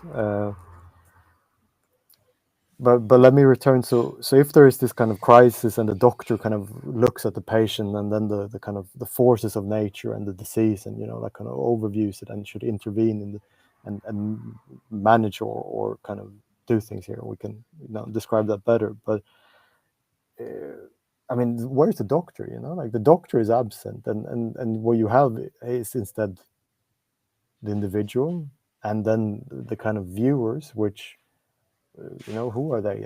They're kind of subscribers, audience, customers in the end, right? So I don't know. It's interesting, or at least apropos the text we're talking about. Foucault does this thing where it's like, okay, so in three kind of different ways, there is this kind of where Prevention of crisis. Yeah, or where he says, like, there are three moments where madness was posed the question of truth, despite the overall workings of the disciplinary apparatus, right? And this is the questioning and confession, and and magnetism and hypnosis, and then the drugs, right? This is the 3 points he kind of goes through early on in the chapter. And at least on the point, and I think we can, magnetism and hypnosis, I don't really know here. We could talk about spiritual techniques or something like this, but at least the confession and questioning are very clear elements in these videos, right? So they're there. The drugs, yeah, well, I don't know. We have psychedelia and all these kind of stuff, but that's kind of not related. But maybe it's a different kind of drug. I don't know. Well, that's kind of what I've said. I think the truth is, is essentially, I think it is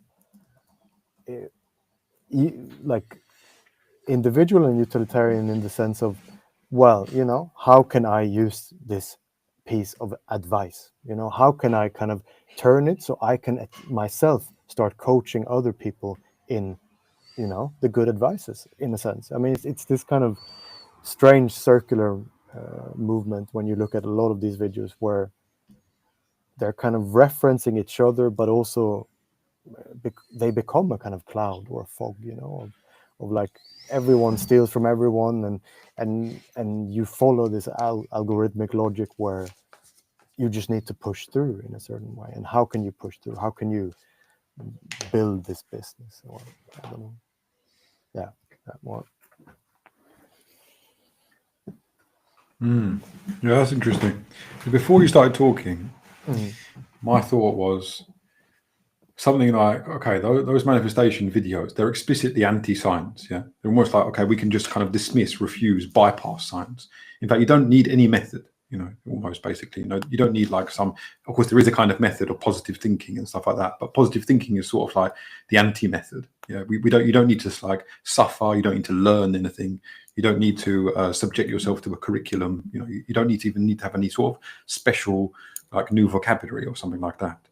And so that I almost thought it was a kind of like bastardized, travestied version of the truth event, because so almost because you have this idea that, well, you're waiting for that moment where the manifestation really comes true. So what's like popular about it? Why is it so? Sorry, why is it so popular? Why is it so sellable?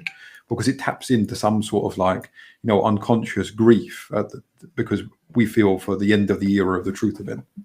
So it's like, you know, there's that thing like, you know, they are almost like you're sort of little alchemist of yourself waiting for that moment, the little flash of manifestation where, oh yeah, your positive thinking really does produce that thing in the future. And I know these are kind of like this, what is the status of those? What is the relationship of truth to those stories like that? That's another question.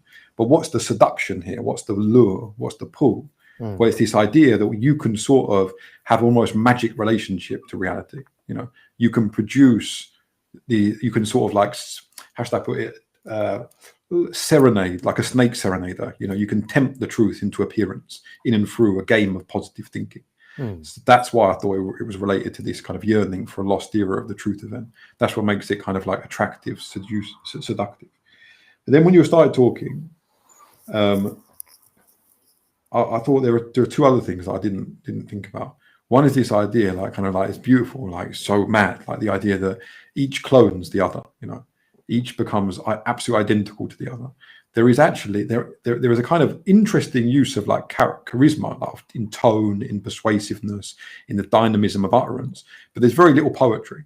There's very little kind of elaborate rhetoric. You know, except from in terms of like pacing and repetitions of words in certain like. You know, a musicality of repetition, but there are very few like metaphors. You know, in at least in my, except from the main one of assumption. You know, there are no, like, especially there are definitely no in the things that I looked at. I think anywhere in the documentary you made of it or the archiving that you made of it is that there are very few moments of idiosyncratic poetry.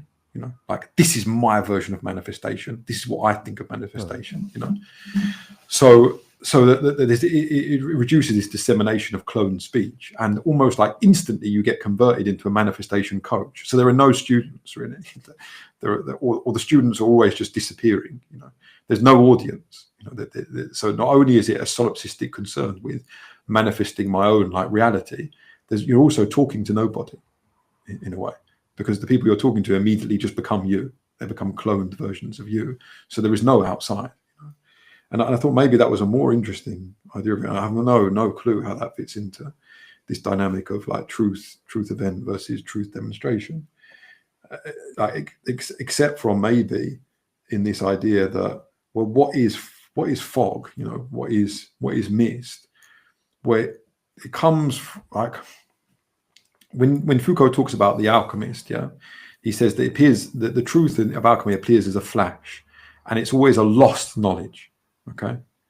Now I have some problems with this, but whatever. You know, he says it's a lost knowledge, so it vanishes, and then not only then, but you have to start all over again. You know, you have to start from the beginning again. Now, whatever the veracity of that or like justification for that, that's what he says. Yeah. So for me, the moment of the flash there, this is the kind of parody of the truth event, you know, a kind of travesty of the truth event.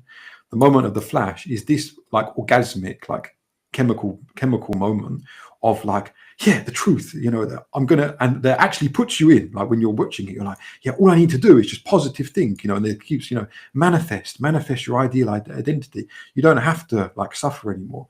You know, you don't have to live the life that you don't want to live. You can live the life that you really want to live. And every single moment that gives it does almost something to your body, you know. It produces this sort of like, you know, epiphany, but in the form of like hormonal commotion, you know, not in the form of a real revelation of truth. Almost like if you were able to extract what happens to your brain and body at the moment of epiphany, you know, and then put it in a vial and get someone to drink it. Well, that's what it would feel like, you know, what those like, you know, manifestors do to the mind of the listener. And loads and loads, I mean, like, you know, everyone on YouTube is basically guilty of this. You know, the Diary of a CEO, you know, I don't know if you've seen it, starts at the beginning. You know, me and Luke have laughed about this a lot. Like every time it's like, you know, the five worst things you can do for your health if you're thinking about longevity are, but the most important of all is a really shocking announcement. And then it's like his face, like the presenter's face, you know, like this kind of thing. You know? And you're like, what's it? What is it? Or like, you know, or like the anti-aging adverts that come on, like, you know, when you're trying to watch something. What's the best thing for anti-aging? Is it collagen tablets? No. Is it collagen cream that cost £50? No. And it's just an endless supply of these things that are not the secret. And you're like, well, what the fuck is the secret? You know, it kind of draws you in. Like, it's this endless rush of suspense, you know, and that's the same thought of like the weird, like instant chemical reaction that's produced by the manifestors. So I think maybe there is a relationship back again to this. So what does that mean? Well, that means that manifestation is not about producing your own perfect reality. It's simply about remaining in the limbo of this moment where you keep saying that that's what you're going to do. You know? Where you become, why do you become the manifestation coach? You know, those who can't do, teach, you know. Well, you become the manifestation coach because manifestation is fundamentally impossible. So that all there is to do is just to become a manifestation coach and pass the word along and to clone more manifestors.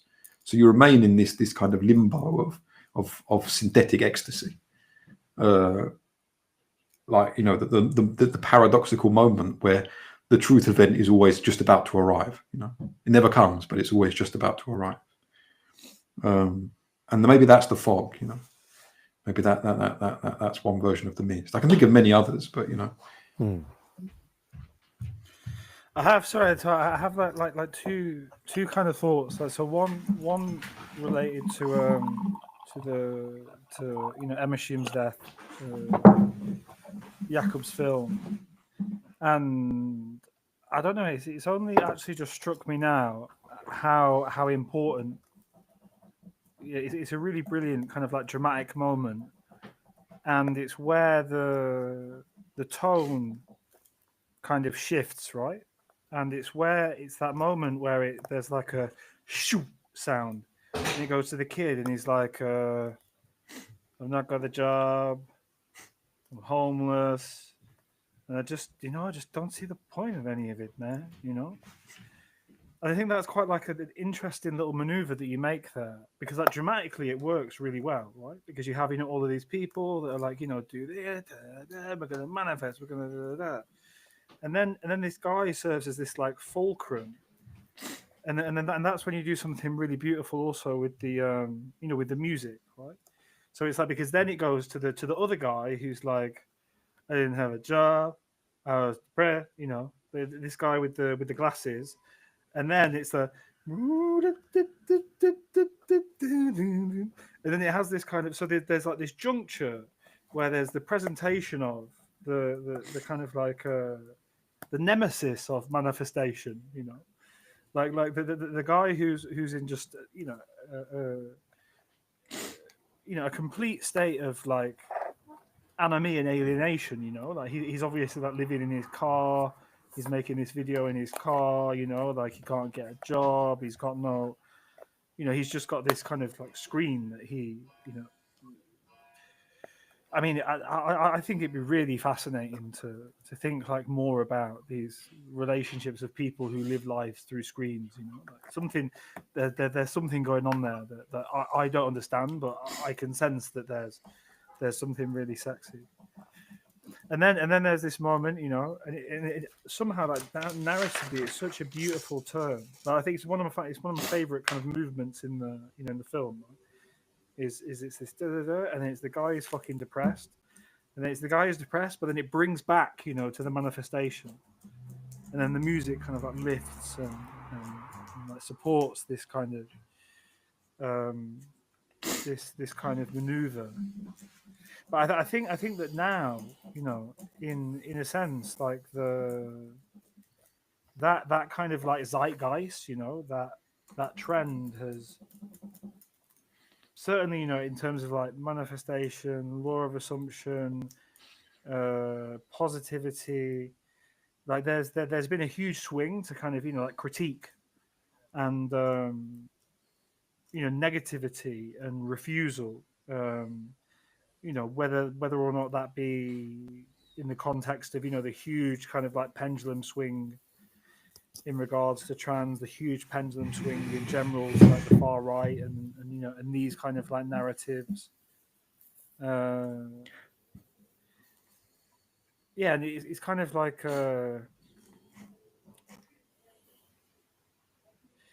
it's it's interesting to think of in and through these kind of like, you know, dimensions of truth, because like Patrick was saying, so there was something kind of like alchemical about these you know, in the Foucauldian sense, about these manifestation videos.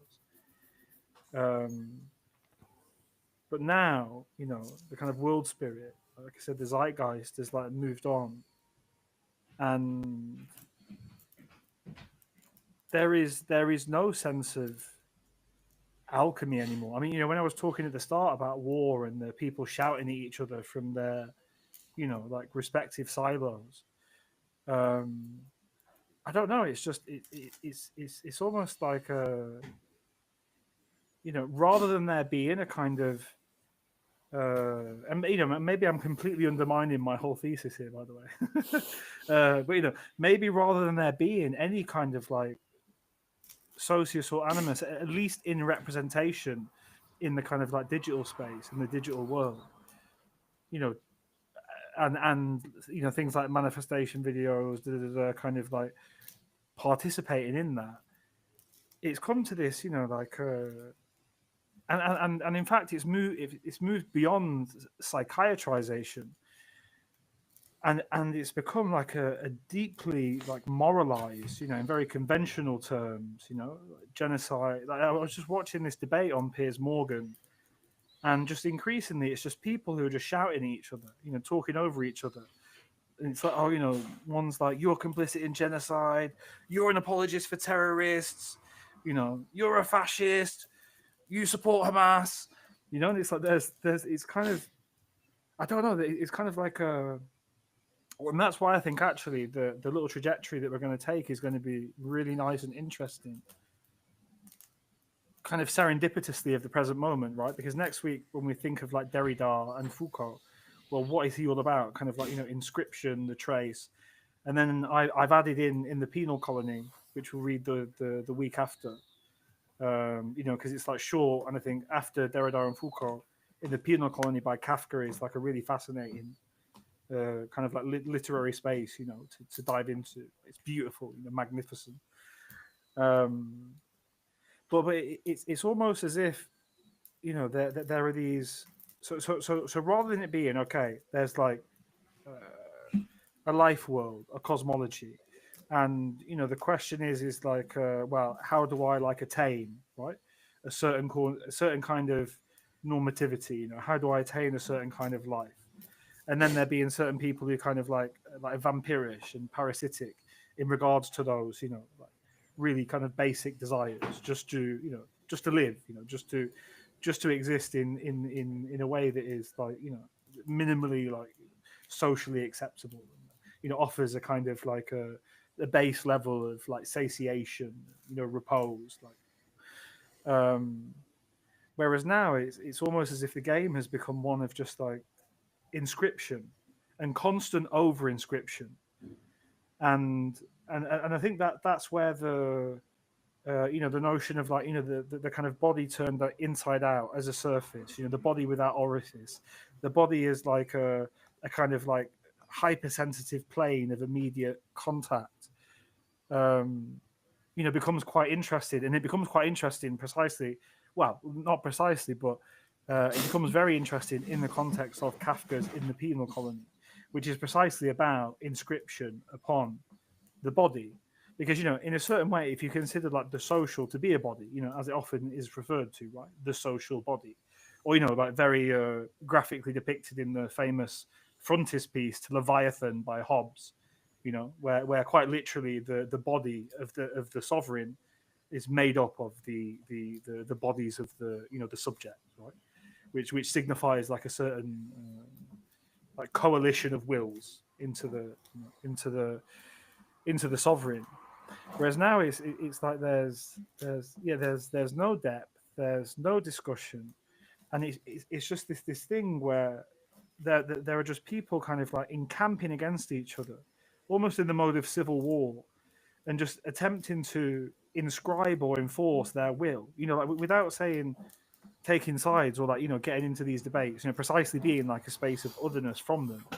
But nonetheless, I think it is interesting that in just like 1 or 2 years, we've gone from okay, so there is like a world, right, and there is possibility, and the only problem is your mindset, your some kind of like peculiarity of yourself, some like defect or default of character, and if you remove that, if you get rid of like your limiting beliefs, if you if you be the Lulu, if you believe in the law of assumption, then this kind of like default, this defect, this lack will evaporate, and it's almost like it's almost like a kind of cargo cult, right? It's almost like by being in such a way, I think it's in a slightly different way to what Patrick said. It's almost as if there's like an expectation of the universe to kind of respond.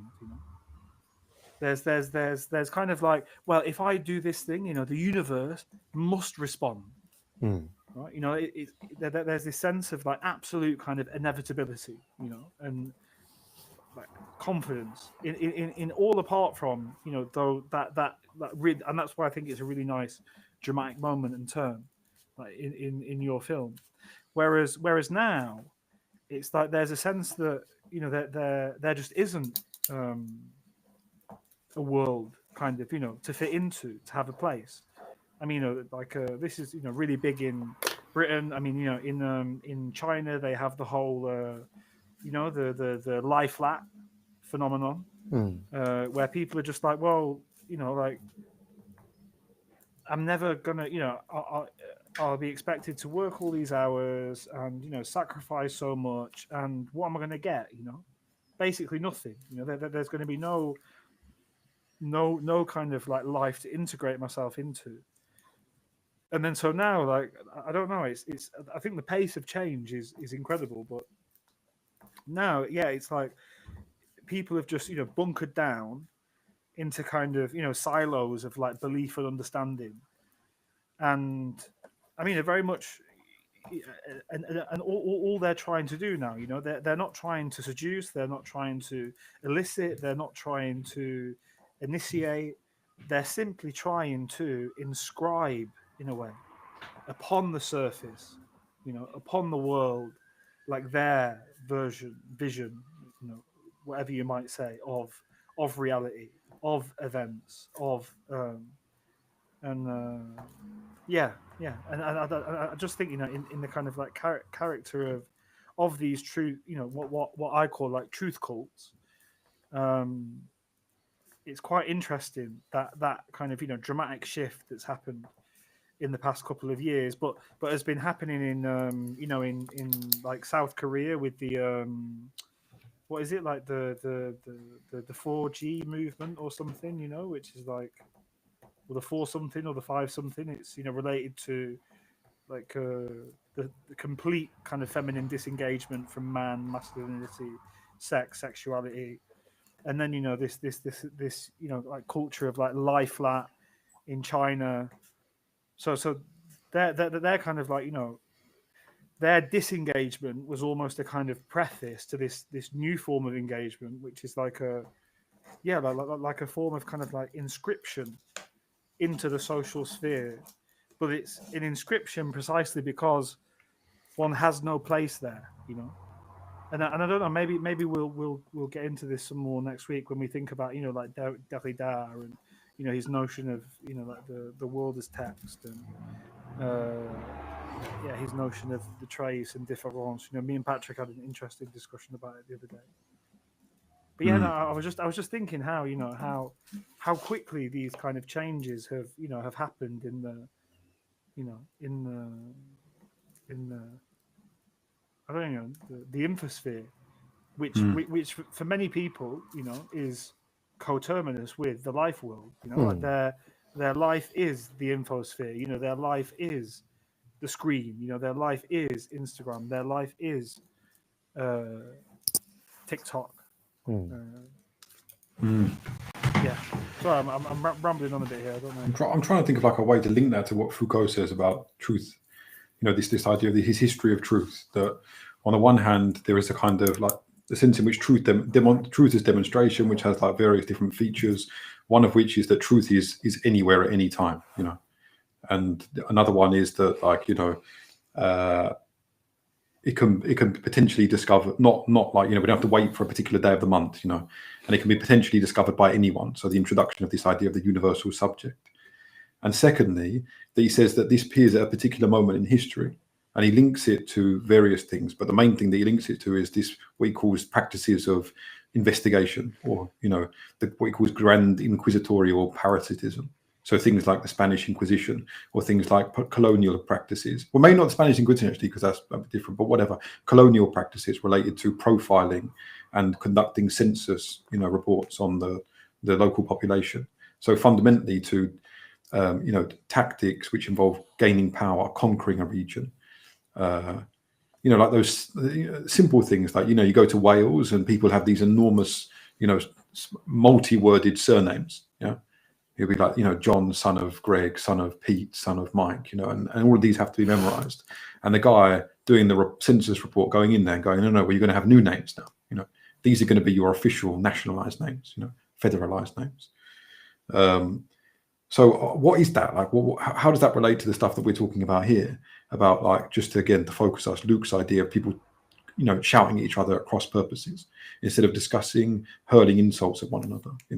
Instead of actually meeting one another and accepting that in and through conversation we can become other to what we were at the beginning. We can actually have an unexpected epiphany. We can have a serendipitous encounter with with truth. Instead of doing that, what you do is you just recite your memorized speech. That your kind of like invulnerable polemic. So one way of looking at it is that what we're doing is actually we've denied. This may sound paradoxical at the beginning, but we've denied the power element in truth. We've tried to whitewash truth, disinfect truth of this element of power that's involved in it.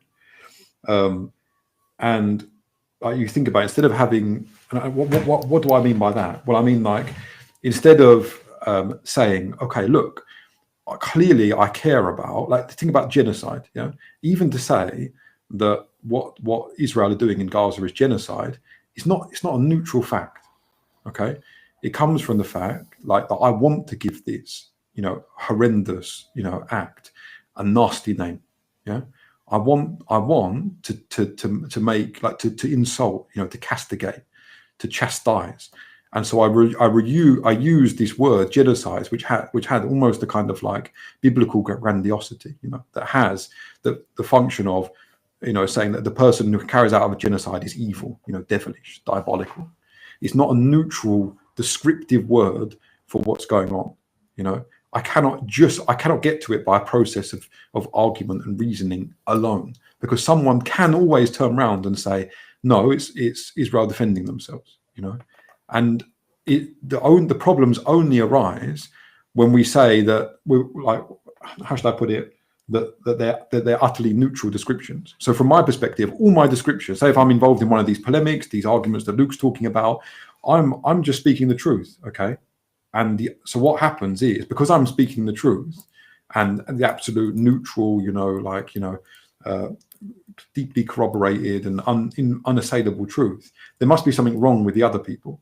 So what I do is I criminalize or pathologize their ideas. I say, oh, you're a fascist, or no, you only think that because you're unconsciously racist, because you're brought up in a kind of like a society where white people have like, these privileges which blind them in this way. So you cannot talk upon this subject, Again, we're getting back to this idea of the disqualificatory utterance. So, you're not allowed to tell me, anything about this subject because there's something about you that disqualifies you for this conversation. You said something that Donald Trump said, therefore I'm not listening to you, because Donald Trump is evil and therefore like everything he says is evil. Do you know what I mean? These classic like vetoes that occur in conversation, these classic combative moves. And I think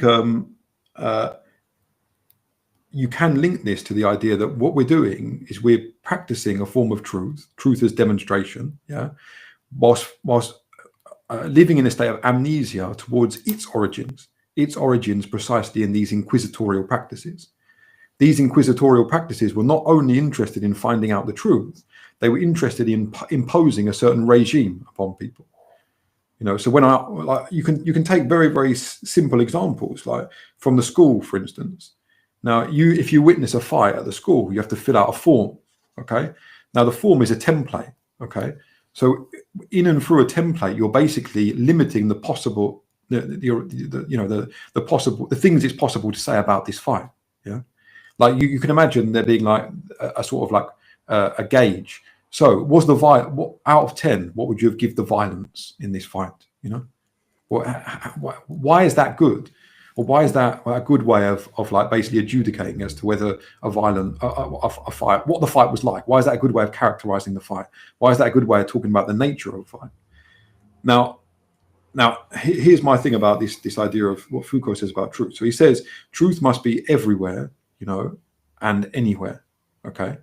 Now, there's a kind of inversion that's involved in modern science. Like, so if something is not everywhere and potentially anywhere, then it's not the truth. All right. So I'll repeat that. So if truth has to be everywhere and anywhere, it's not just something that appears on Tuesday but not on Wednesdays, or something that appears in the summer but not the winter, something that the philosopher can see but the ordinary man on the street can't see, but constitutionally can't see. Then anything that's not, potentially here, everywhere and anywhere is not the truth. So in those templates, those little templates that are given to people, the witnesses of that fight, what they're imagining is that any fight must be able to be describable in and through the template, because the template comes out of this system of truth as demonstration, in which truth is always the same. Okay, truth is always the same, and so therefore fights are fundamentally gradable in terms of their violence. Okay. And there's also a little passage afterwards where you get 3 lines to specify who was involved in the fight or the major events of the fight. Therefore, all fights must be summarizable in 3 lines. Do you see what I'm getting at here? Yeah, the template can only function as something universalizable, as something that carries the weight of being true, if we've already conceptualized the fight as something which is always roughly the same, or something that's always roughly similar. How do I get to this more in a kind of better way? Let me go on a little bit of a circuitous route. So, I was invigilating an exam the other day, okay? And what is the truth of the exam? Well, the truth of the exam is that it's a process which ensures that the fairness of the system, okay? So what is the enemy and adversary for all invigilators? Well, it's the cheat, okay? So I was with this guy, and he was kind of a funny guy, really, because he's like someone who's lived through all the vicissitudes of life. He's had like 30 different jobs, like in the most bizarre places, working as like first aider, working in a crematorium, working as in a housing benefit, advisor. He worked in the job center. So he's a guy that just started working at 16 and tried to gobble down as many jobs as possible. But he's also a bit of an atavism, a bit of a throwback from like a previous era. He's someone that you could have been in the trenches with in World War II. He's like really upright, and he has almost like a sort of, he wants to be master of the revels at these exams. One day he dressed up in this kind of like sparkly grey jacket, like a kind of seaside entertainer, or a sort of like kids magician, And then the next day he dressed up like a sort of like an old-fashioned ice cream man in a kind of like a suit with white and blue stripes going down it. And he often like makes a joke at the beginning of the exams and so on that's like almost, I don't know, has to be not funny, because the joke is always on his lack of humor or something, Anyway, so when we get to the exam itself, though, he's very serious. He's doing his job, he's doing his duty, and he kind of like he sat down next to me a bit like sort of Rambo in the forest, or your Colonel Kilgore, and he was like, I bet you were wondering what I was just doing there, weren't you? Because he'd been going, as soon as the exam started, he'd been going up and down. He'd been staring at these people as if he were like, bad eyesight or something. He said, I'll tell you what I was doing. I was looking in their pockets. You'd be surprised as to what you might find in a pocket. And later on, so this guy has gone sort of, so the truth of the exam system is cheating, and he is so it's potentially anywhere, and everywhere. All right. And he's precisely carrying out this form of like inquisition, this grand inquisitorial parasitism. Every moment is potentially one of cheating. So a girl like scratched underneath her arm and he immediately went over to her, and he says, I did find a notebook in her pocket, but there's nothing written down in it. But, I like to take it anyway. And like when I was taking kids to the toilet, the most absurd thing, and he was like, yeah, come over. Make sure you give their pockets a shakedown afterwards. And I couldn't do that. There's no way. I just don't have this attitude. I just think the game is rigged against these kids. Like they live in a poor, region of London. Like Croydon is the most like destitute part of Croydon. They should be cheating.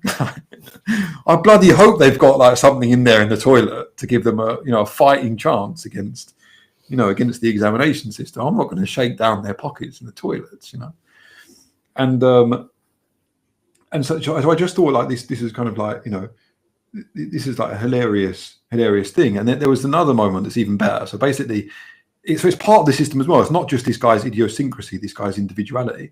They've also got this thing called the logbook, the exam logbook, in which you're supposed to log down every incident that occurs during the exam. So this guy, like, you just think, what the fuck is an incident like in an exam? And this guy, like, sometimes he's writing so-and-so asked for a tissue, And then this funny, even more hilarious thing occurred. Now, and I don't think this is real, but I think like parodistically, like in terms of like being a cartoon allegory of our own contemporary madness, it is real. So he has these little bags, so there's an incident that occurs and then there's a bag in which you put items that are relevant to the incident. Now, he happened to use one of these bags, and I think it's an accident, yeah. But he happened to use one of these bags when he was going around collecting used tissues, So I'm just thinking about like I don't think he's sending these tissues off, but I'm just thinking about this guy who's like reading the exam logbook. Okay, so someone asked for a tissue and so on, and yes, said tissue is in this green transparent bag, and the DNA results show that the DNA of the person, who was listed here as having wiped his nose at XYZ hours really was the person who wiped his nose at XYZ hours. So the logbook can be verified and it can go in the system, and there was no cheating that occurred during this moment in time. Like, and like that is a farcical example, but it's happening everywhere. There's this new like ridiculous way of reading books called the digital humanities, and it's everywhere. There's like ridiculous amount of funding in the digital humanities. I went to one of these lectures once, and there was this guy just like up there with graphs, and tables of numbers and stuff. And it's like, in Jane Austen's Pride and Prejudice, we can see an inverse proportionate, relationship between the word love, and the word discernment, as we go through the course of the book. Discernment appears roughly every 15 pages. You're thinking, what is this mathematization of what is it? Why? Okay, well, why is that interesting? It's fundamentally not interesting. And this is what I think is really important. Like with the truth as demonstration, truth being everywhere at every time, we've lost the sense that truth needs to be interesting. So we've lost the fact that truth comes out of a power dynamic. That, like, for example, I have to have a reason for saying something. Otherwise I won't say anything. I have to be prompted to say something. That's one of the reasons why calling, the thing happening in Gaza, the Israeli like massacre of the Gazans, the Palestinians, people living in Gaza, people living on, other parts of Palestinian territory. This is why it matters to call it a genocide. Because that's part of it coming out of a power dynamic. I want to persuade you. I want to say to you that it matters. And so we've lost that aspect of it as well. And what you see is a kind of banalization of truth. I don't care about. There are certain forms of truth we just don't care about. No one cares about them. Yeah, I don't care what the lady up the road said to the other lady up the road about the time when she thought her toaster was broken, but it turns out that it wasn't actually broken in the end. I don't care about the exact word that she used.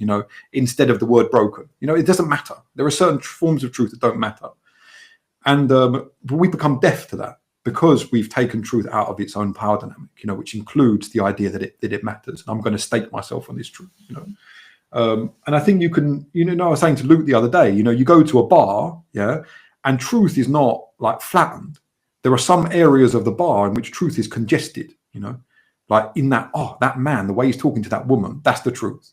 But the way that couple in the corner are talking, that's not that there is some grain of truth in that, but there's not such a high intensity, a high frequency of truth, in that corner of the room. Do you know what I'm saying? There are some bits of furniture that are kind of banal, but that bit of furniture there, that epitomizes our time, the way in which it's like Socrates, but with, mascara on him, and, pink wig, that says something about our time. Do you know what I mean? Like, truth is congested in a certain area of life, and it's not everywhere. It's not equally distributed.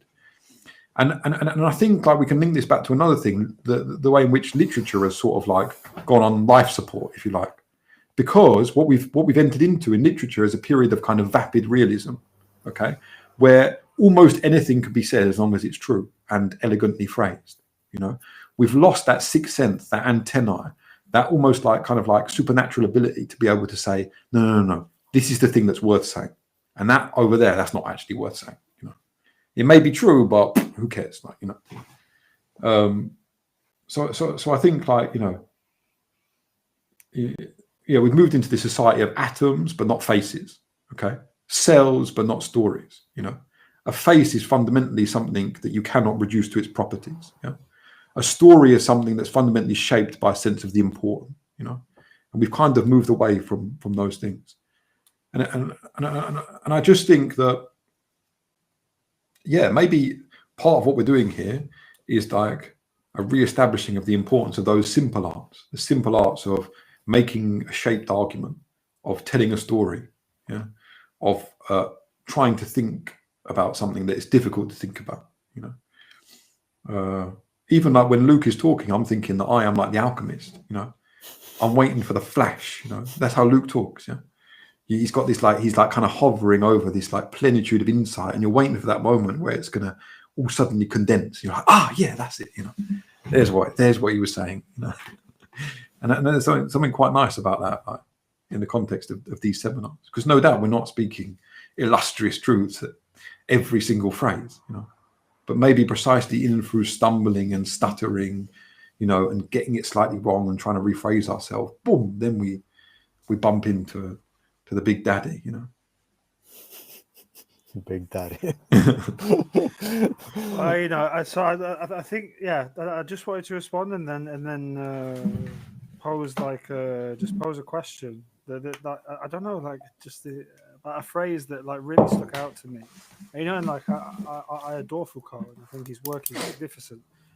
But there's something kind of I don't know, like a bit of a even Foucault makes his Freudian slips perhaps. But I was just wondering about this this kind of like this like hilarious character who's like shaking down kids and seizing their notebooks. Oh yeah, scrutinizing them. You're talking about this my guy. Oh yeah, I thought you were talking about the other guy in Foucault. Yeah, there's a guy like that in Foucault as well. And then it comes to this, which I think actually it makes like a really nice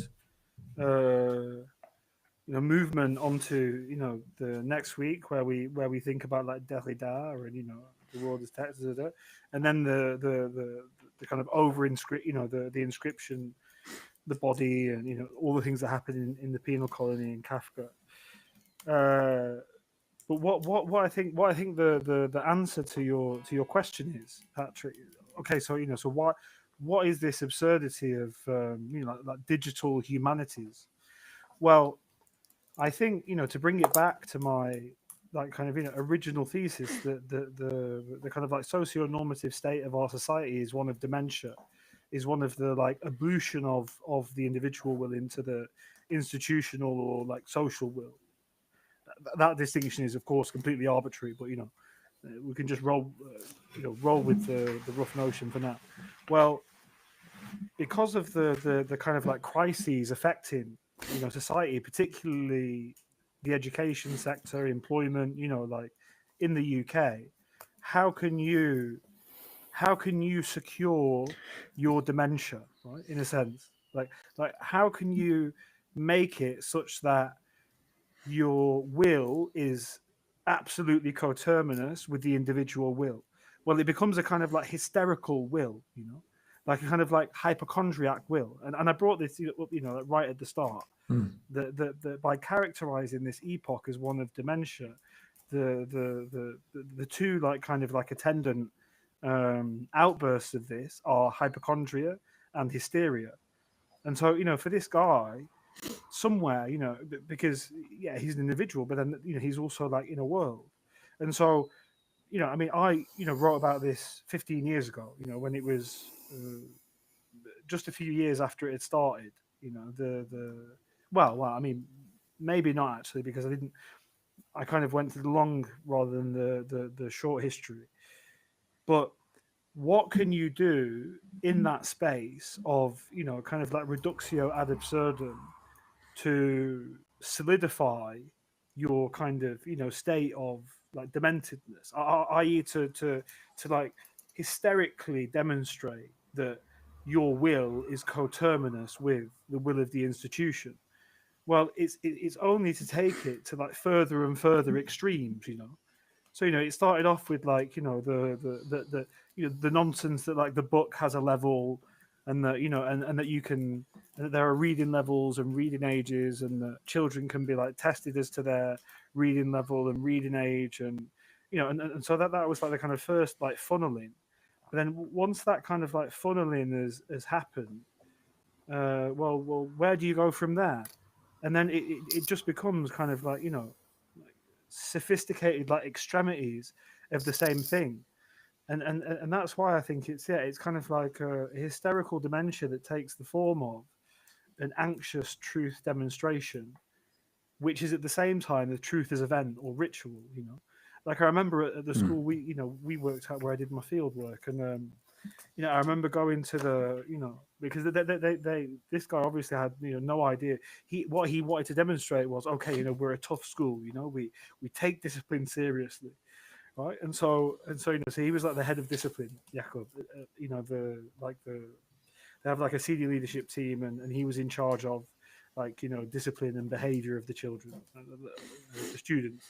That was his thing.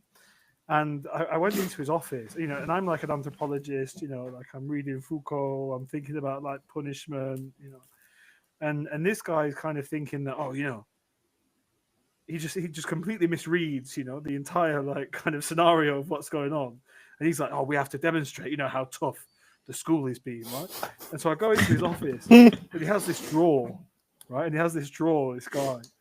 And he opens this drawer and he brings out of it like this kind of like a plastic evidence box that is, like in Patrick's example, right? It's filled with these like Ziploc bags with like, with like references and name, date, incident, offense, And one of the things that, in order to, prove like, how tough the school was on discipline, he kind of, presents, again, so it's kind of like it's both, and I think this is something at this stage in his work that Foucault is like, these two things are entangled, and he's both pointing out their entanglement, but then also trying to like slip his way out of them. But like so he brings out this bag, and he's like, look at this, arson. We expelled this student as an arsonist. It was a fucking lighter, right? He caught a kid with a lighter, and and thereby he's an arsonist, and he brings out this other bag, right? He's like, look at this, and it's those like those stacks that you throw on the floor, the little like wraps of I know the French name now because I've forgotten the one in English. Oh, Patrick, you can't hear you. You've got. I said, I know the French name now, the pétard. Do you know what we're talking about, Jakob? They're like little wraps of like paper, and you throw them on the Chuck floor. them on the ground, they go. Bang. No, not really. Well, like a little bang, or like a bang, or like this, like fireworks. What are you talking about? Jakob is getting worried already. It's basically like a very small amount of some kind of explosive material. Yeah, no, I know what you're talking about. And kids have them, and it makes like a small crack. It's like it's not like bang. It's like a yeah. And so he brings out this bag with these things in him, and he was like, expelled for possession of explosives. And again, what I think is it's because of the stress, and this links into like loads of conversations I've had with Patrick about like the middle class, where I have this like radically different kind of perspective on the middle class in relationship to like democracy and stuff. But like they can only go to these like dimensions of like hypertrophy because an extremity because they're terrified really of like losing this like little job or this little position that that they have, because the general situation of employment is so terrible. And then that kind of links back to what I was saying to before about there's been this like broader cultural shift away from manifestation, manifest your dreams, which is about integration, like fulfillment, and that's kind of gone away into this kind of like civil war, like matrices, this narrative inscription thing. But anyway, I just so the phrase that I just wanted to like just pose as like a last question, and it's this phrase, grand inquisitorial parasite, parasitism. And having like read all of Foucault's works, literally all of them, most of them more than twice, I couldn't think of a more kind of cutting but apt description of precisely what Foucault is and does. His like relationship to the archive, and he is the grand inquisitorial parasite. Right. I don't know. Right. I don't know what you guys think of that as like a. Oh, for sure. I mean, this relationship to, I don't know, to the. I'm getting a bit tired, but there is this deep profound paradox in Foucault's work, right? I mean, to control the archive, to kind of I'm a bit lost for words, but this paradox in that Foucault is kind of guilty of the things that he, in a sense, tries to critique and break down and show the genealogy of and stick the shovel into. You're like, bro, but you're kind of doing the same thing here, though. I don't know. I mean, it is paradoxical in a certain sense. You're right. Even at the level of like tone, rhetoric, and structure, in the way that he insists on things, repeats them, comes back to them again and again, almost like a teacher trying to tell you, you're misbehaved and in precisely this way, but we're being intellectually misbehaved, 1, 2, 3, here it is. Yeah. I've mastered it, Yeah. But there's so many of them. 1, 2, 3, and then sometimes like he turns out to have like 6, 6th, and finally. No, but then you see this is going to get really saucy when we get to discipline and punish. So this is like this is really good, really interesting. But this thing about because what does even here in Psychiatric Power, right? How is he characterizing like the kind of medieval truth of confession? It's one of like a kind of joust where the kind of like torturer or the confessor, the inquisitor, let's say, they kind of and then it kind of it also links with this like very like, you know, this fetishized kind of like normative fascination he has precisely with these, you know, like these devices of, you know, the kind of like mechanics of torture and force, and I don't know, yeah, that there is, and then, you know, it'll get even saucier when we get to, you know, like my kind of stick in the hay bale about his tete-a-tete with Baudrillard. And yeah, I don't know, you know, like I love his work, and I think, you know, you will see more and more it gets richer and richer and richer, but there is something like menacing, you know, about the way that he writes, about his tone, you know, and about how kind of, yeah, like just the violence of his analyses, you know, and the way in which he kind of like boom, boom, boom, boom, boom. That's how he talks as well. Have you listened to the tapes of the lectures? No. No. I've listened to them. It's like every single word is emphasized. Da-dum, da-dum, da-dum, da-dum. You know, it's like this, you know, and you're, what, I have to focus on everything, like, you know. And it's mad, like, and you can see it in the writing as well. It does come across like he says things a lot, like again and again and again, and like turns them over slightly, tilts them a little bit, kind of trying to hammer home something. But it's like, it's irritating to listen to, you know, because it's very like, you know, how should I put it? Oh, fuck, I'm like as well. The condescending way in which like the real pedagogue talks, you know, he could easily be parodied and satirized, you know. There are jokes in Foucault, but he doesn't have the light-footedness of the jester, you know. But he celebrates the hysteric, you know, but he's not hysteric, you know. He's in that sense, in the sense of like, you know, the ability to play with you know, that fine boundary between truth and lies. He doesn't try to trick, you know. He's not really a master ironist, you know, except from in these moments where, like some of the ones that Luke like analyzes when he tells a story, you know, and he doesn't tell us why he's telling the story, you know. Or he tells us about Lure, but he wants actually that to function as an allegory, you know, like I was saying before, you know, and to have a significance, not just of like an anecdote, but of a philosophical parable, you know, that we can sort of like meditate on. But he doesn't tell us that. So the irony does enter there, you know, in irony in the sense of he doesn't avow intention, but it's not like the kind of like wit of Swift or someone like that, you know, or Kafka. You know, you're not bawling out with laughter. You get a sense of he's incredibly a man of like incredible tension. You know? Not tension in the sense of he's in anguish, but he's in a state of incredible tension. You know?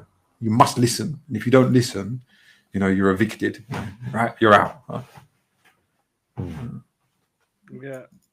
Listen up, Jakob, you know, when we get Foucault out of the club, you know, you're gonna have to analyze that shit. Yeah, there is a lot to analyze there. Huh? I mean, fundamentally, I mean, I think it's a silly, you know, it's a silly argument, but it's silly enough and kind of basic enough to still hold some truth, as it were. You know, like, I mean, how can you write something about so much about something you don't know? You know, how can you write about discipline and control to the extent that Foucault does if you're not very acquainted with it? You know. Well, no, I mean, no, but he was, you know, he was Jesuit, Like he from went to school. Jesuit school, Yeah. which is like No, but internalized also, right? I mean, this is just a kind of basic, you know, like how can you be so fascinated with this if it doesn't also constitute a great part of yourself, right? It's just, you know, it's a basic question. We can say, well, no, this is not the case, or, you know, it's the question is it's the wrong question. We should ask a different question. But yeah, I don't know.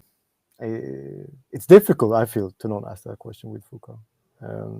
But can I just I just want to do a small intervention and then maybe just read a bit of the text. I don't know. We should close at some point. Also, we've been going for 3 hours. I just wanted to pick up on something you said before, Luke, about this universe thing, which is just, you know, kind of funny thing. But there are two things, like a really big kind of very popular manifestation centered challenge or channel on YouTube is called Universe, you know, with a Y. in front, and so the kind of this kind of metaphysics is a kind of idea, I think, and we can kind of dial up and kind of how much of a kind of how far into a kind of spiritual discourse and in some kind of spiritual understanding of the world are we going, and that understanding is kind of somehow seemingly more Eastern than Western, or more kind of Buddhist somehow. I mean, some kind of New Age metaphysics in a way, right? But this is the idea that the universe is rooting for you, right? So in this kind of atomized condition, there is a sense, I think, that the universe is kind of rooting for me and will play out certain things. And I don't know where this universe is or how it works, or what divine.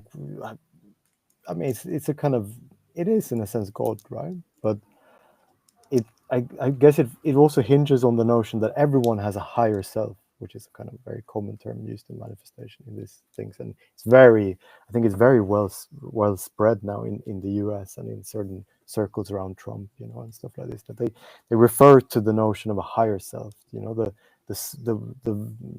aspect of a person that truly knows, that has a kind of divine or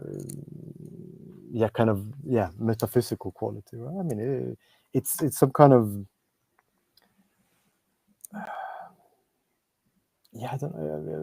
kind of a New Age take on something that is found in like Eastern spirituality, right? So when you, I don't know, when in this kind of atomization, I don't know if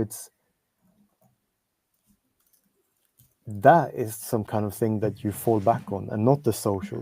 The social is kind of, everyone is doing this thing, right? I mean, in their kind of metaphysics, everyone is doing this, but you would think, okay, but what if these higher selves talk with each other, right? I don't know, like, couldn't they spiritually commune and kind of gather, like somehow, and speak with each other? But apparently they never do that. It's this idea that it's not that we meet on some astral plane where we kind of all can commune in some cosmic soup where, we meet and blah, blah. No, like, I have my higher self that is in connection with the universe, and you have your connection to the universe, but we don't, we don't untangle at some point. Whatever, just to say something about that. Well, one thing, just like to clarify something. Yeah. So this girl's name is Universe. It's the name of the channel. Yeah, but spelled like you, like you. Yeah, Universe. Yeah. That's fucking freaky, man. Yeah. But it's like this kind of psychedelic solipsism, like. No. Even massively approaches to simulation, right?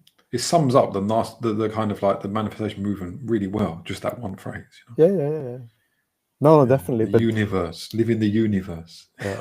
No, but we can go into all kinds of things from there as well, where we can kind of hook into Baudrillard to simulation theory, and we say this is all a game, it's all a simulation, and we're just kind of maximizing our pleasures, and even that doesn't seem strong enough, though. There's something just unbelievable about that. What? That name, the universe, like, live in the universe. It's even like beyond the Baudrillard thing, I think. Like. No, but I don't know. I mean, it's a kind of, I think we could read it as a kind of twisted way of saying that. I mean, there is a kind of way in which you could say, well, okay, so spiritually the universe kind of, goes into all of us, and we're just parts of it, and somehow there is a whole, right? But here it's as if the whole is kind of, the individual never kind of breaks down, in a sense. The notion of the whole is, I don't know, it's as if the whole is just a kind of cell with stuff with cells in it. You know what I mean? My question would just be that what gives it the difference, like, this little texture that I'm trying to like talk about, is the fact that you is obviously in the second person. That means that someone is addressing you. So who's talking? You know, it's like what Luke says about the seductiveness of the beginning of Moby Dick. You know, call me Ishmael. You know, there's something there, like this idea of if it's the universe, it's not the me-niverse. You know, it's not about me. I'm not talking to myself. Someone's talking to me, and that's where the mystical thing comes in.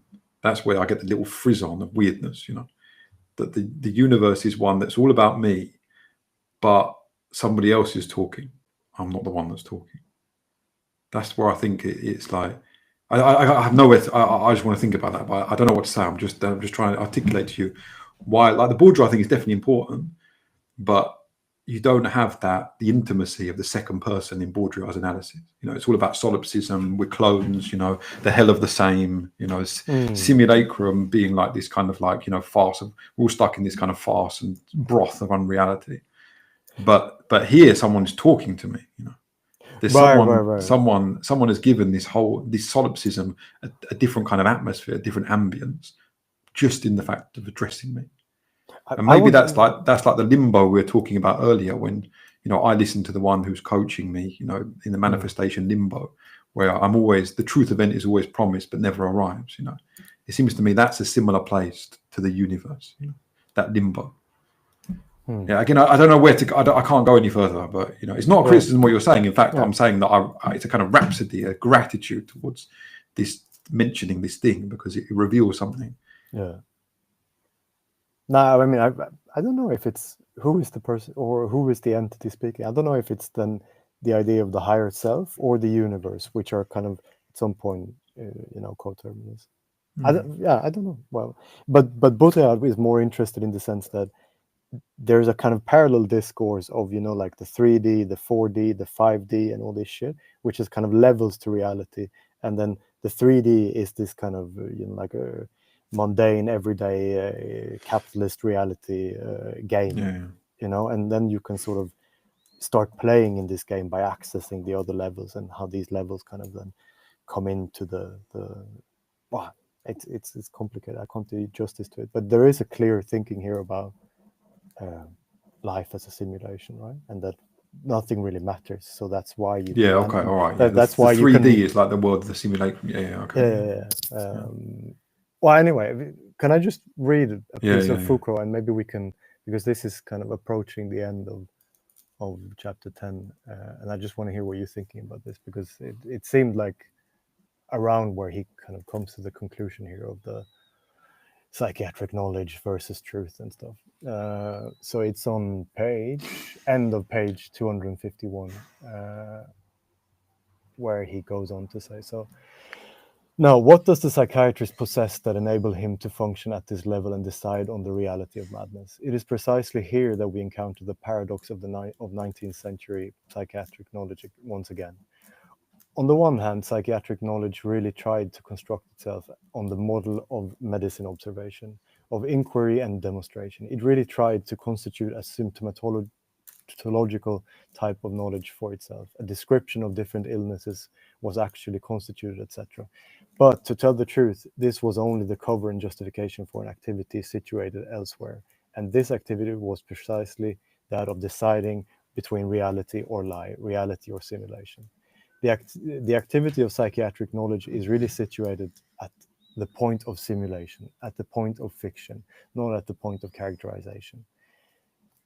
There are, I think, a number of consequences of this. The first is that in order to resolve this problem, the psychiatric hospital literally invented a new medical crisis. This was no longer the old crisis of truth played out between the forces of disease and the forces of nature that was typical of the medical crisis to put to work in the 18th century, but a crisis that I will call a crisis of reality, which is played out between the mad person and the power that confines him, the doctor's power knowledge. The doctor must be able to arbitrate on the question of the reality or non-reality of the madness. Wow, go. That was just the kind of bit that I...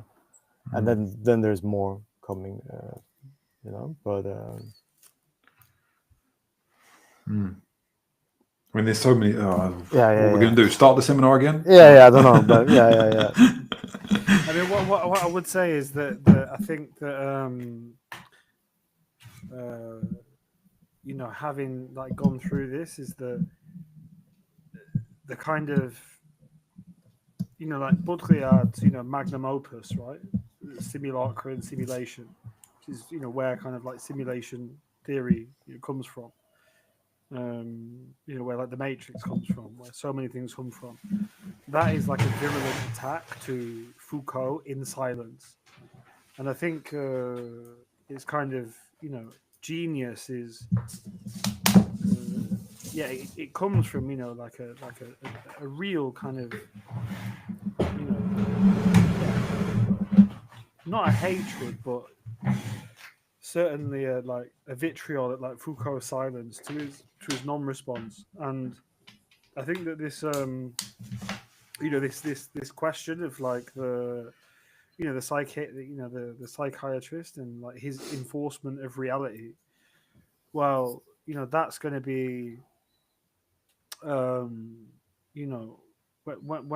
when we get to Baudrillard's like intervention, oubliez Foucault, I think like all of these issues that are being like presciently kind of picked up on now, like the enforcement of reality. Well, what is Foucault doing, with his grand inquisitorial parasitism? But he is precisely, kind of like this. I don't know, you can always imagine him as like a kind of a Nosferatu like kind of figure, I don't know, like some like grand cape on, in the Collège de France, this like, kind of cloistered institution that is nonetheless public. I should just imagine him hanging from the ceiling in the library, like in the archive, like a bat. Yeah. Yeah, kind of like upside down, sleeping. Yeah. Oh, it's a bit busy in there for me right now. I'll swoop down I'll swoop down when there's enough space for my 37 like archival papers that I'm going to consider and dominate today. But no, I think it's good. It's good. It's been kind of like revelatory to me, really, to to reread this, having read the trajectory and came to the conclusions that I've come to. But I just think it's a thing. It's the reason to stick with Foucault is that the more he progresses, like the less it becomes about kind of Foucault. And I think that's something that you brought in that was quite interesting, Jakob, because I never realized that he actually had such a kind of position within psychiatry, practice, the institutions. I did know that he studied psychology, but I didn't realize that there was that kind of historical aspect to his work and his relationship to things like anti-psychiatry and stuff like that. And so so obviously that manifests itself, himself, and that kind of like relationship manifests itself most strongly here. But then by the time when we get to Society Must Be Defended, it's the same kind of like richness of analysis, but the terrain is just so much widened, like the targets and the domains, and it's just so rich, just in terms of like documentation and information, where psychiatric power is both tight, and then like as you kind of brought to us, it's tight in a way that he's been involved in, and then I think maybe like at some point we should, or Jakob, if you could like do like, I don't know, just a little bit of thinking about, because you keep bringing it up, like, wow, he was kind of part of this conversation, and then he left it, and there's some like friction or tension there, and I'd be interested to like hear, or maybe we could like suggest it as maybe we could have like a seminar on that book that you were talking about. Yeah, I was just about to suggest. I mean, it's a kind of historical. I mean, it's a book of history, right? Or like she writes as an historian, but it was really interesting to kind of go through. I guess we would have to kind of summarize stuff, and there's a lot of stuff that isn't maybe relevant. But let me find again what it is called. She's called Camille Hobsis, I think she's called. Well, 1 second, just while you do that, that passage you quoted is very interesting like, I know there's so many ways, but one, as a comment, like relating to the comment I made earlier about Foucault's irony. So what he's deliberately done, he's obviously introduced a whole series of concepts, and now, like a kind of magician, he's just inserted them casually, discreetly, almost inaudibly into this grand paragraph. Now, one of the big concepts there are precisely sight of truth. That's one. And the second one is crisis. Okay. So there's this idea that what he's doing is he's just told us about this distinction between truth as demonstration and truth event. And what he himself has become is the sort of alchemist waiting for the truth event. And the truth event of psychiatry appears at this crisis moment, and the crisis moment is hysteria. So in and through, he's basically giving an object demonstration of a new methodology, a new form of like thinking, a new form of speculation, which is precisely allied with those other things that he's kind of like eulogized or rhapsodized over, like alchemy. It's the sort of like, and not allied with truth as demonstration. So it's about reinserting in and through this practice of thinking and reading and whatever it is, archaeology, seeing the truth event that underlies this system of truth demonstration. The other thing is that the weird thing about that idea of the role of the doctor is that this comes out about in and through talking about medical truth, okay, the truth of medicine. And the doctor doesn't know anything about the truth of medicine, or the psychiatrist doesn't know anything about the truth of medicine. His expertise is not here in what he calls nosography. So like, knowing all the different pathologies, being able to diagnose, treat, different types of therapeutic remedy. It's in establishing the possibility, the grounds of the possibility of medical truth. Okay, and what are the grounds of the possibility of medical truth? Well, they are that some people are in fact mad. Because if there is no one who's mad, then there's nothing to study. Okay, so that's this weird. Like think about it, that's a very weird role. It's almost like the Heideggerian thing. These are the people, the gatekeepers of being. They're the people that are allowing certain realities to appear, and stopping others from appearing. It's almost like shamanic role that these psychiatrists are playing, establishing the grounds for the possibility of this thing that's madness by saying that some people are mad, or by I'm going to finish, or by saying that madness is like a metaphysical, what's the word, like some fundamental part of like this metaphysics. Why? Well, because it can explain crime. For example, that's another move that the doctors make. Another way in which. Did you pick up? I mean, I'm sure you did, Patrick. His sly little knife attack on Heidegger. Yeah, where was that? Fuck yeah, I do remember that. When he's talking about the introduction of the universal subject, and he talks about those who base being on forgetting. Yeah, there you go. Oh, yeah. That's nice. But there are loads of those. There's the sly little. He attacks everyone. That's another form of irony. Like that's quite interesting. Who's picking up on this stuff? Well, no one. So he's laughing to himself. Like, there's another moment where he says, the alchemists, do not become great by standing on the shoulders of their predecessors, which is like a direct quote of, a riff on a quote by Einstein. I stood on the shoulders of giants. Of giants, yeah, or whatever it is. So I think he says that as well. So if that's thinking, okay, all right. So this is there were these little whips and and attacks all over the place. There's another one as well. Fuck, what was the other one that he talked about? But that is interesting. This idea of being as forgetting, yeah. Right. I'm just going to say, or his use of anamnesis. That's another one, which is a fundamental concept in Plato. Plato's whole theory of knowledge is that knowledge is anamnesis, unforgetting. That's what the forms do.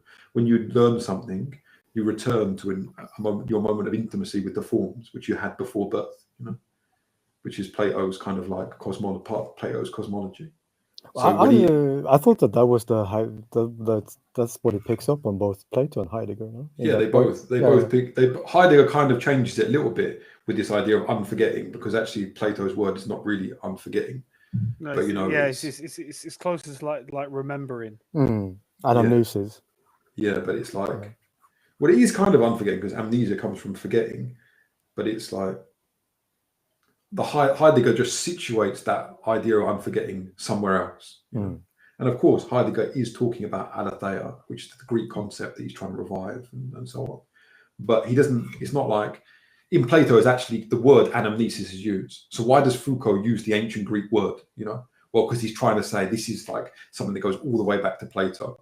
And who does he say is practicing anamnesis? Well, it's precisely these psychiatrists that he's like obviously taking up a superior attitude towards. He's saying, I know better than these. I can kind of like contain the knowledge of these psychiatrists in my superior analysis.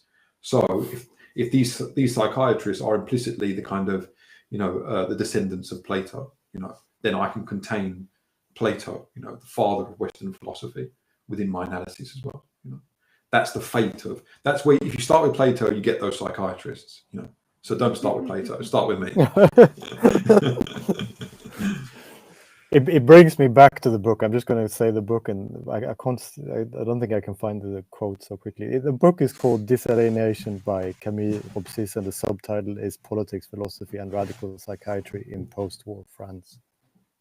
Anyway, but she, like, do you remember? I think I brought it up, but she has this quote from one of the, I think, institutional psychiatrists at, I think it's at Saint-Alban, or who it is, someone kind of connected to Foucault, but a psychiatrist himself who takes on a different position. And he says, like, quote, like, Foucault knows nothing about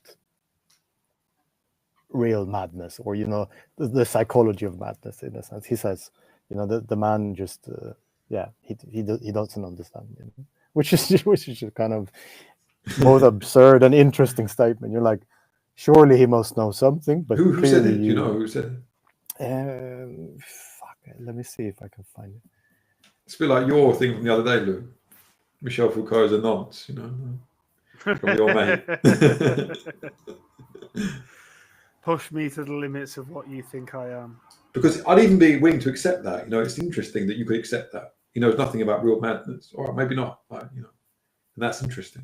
No, but what was also quite funny is that like loads of people like this, kind of like. Did they really? Yeah. This kind of like reductive attack, like. I no. You don't have to listen to Foucault. He's just a nonce. Oh, I don't think I can find it. It's basically, as far as I remember, it's basically after the history of madness, and some people are starting to be like, "Bro, you're going too far." This is, in the beginning, people were kind of positive, and then, poof,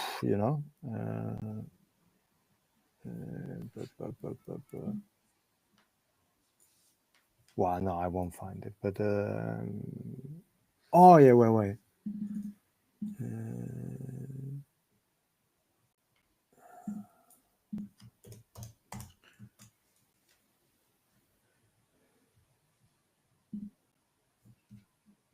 No, fuck it.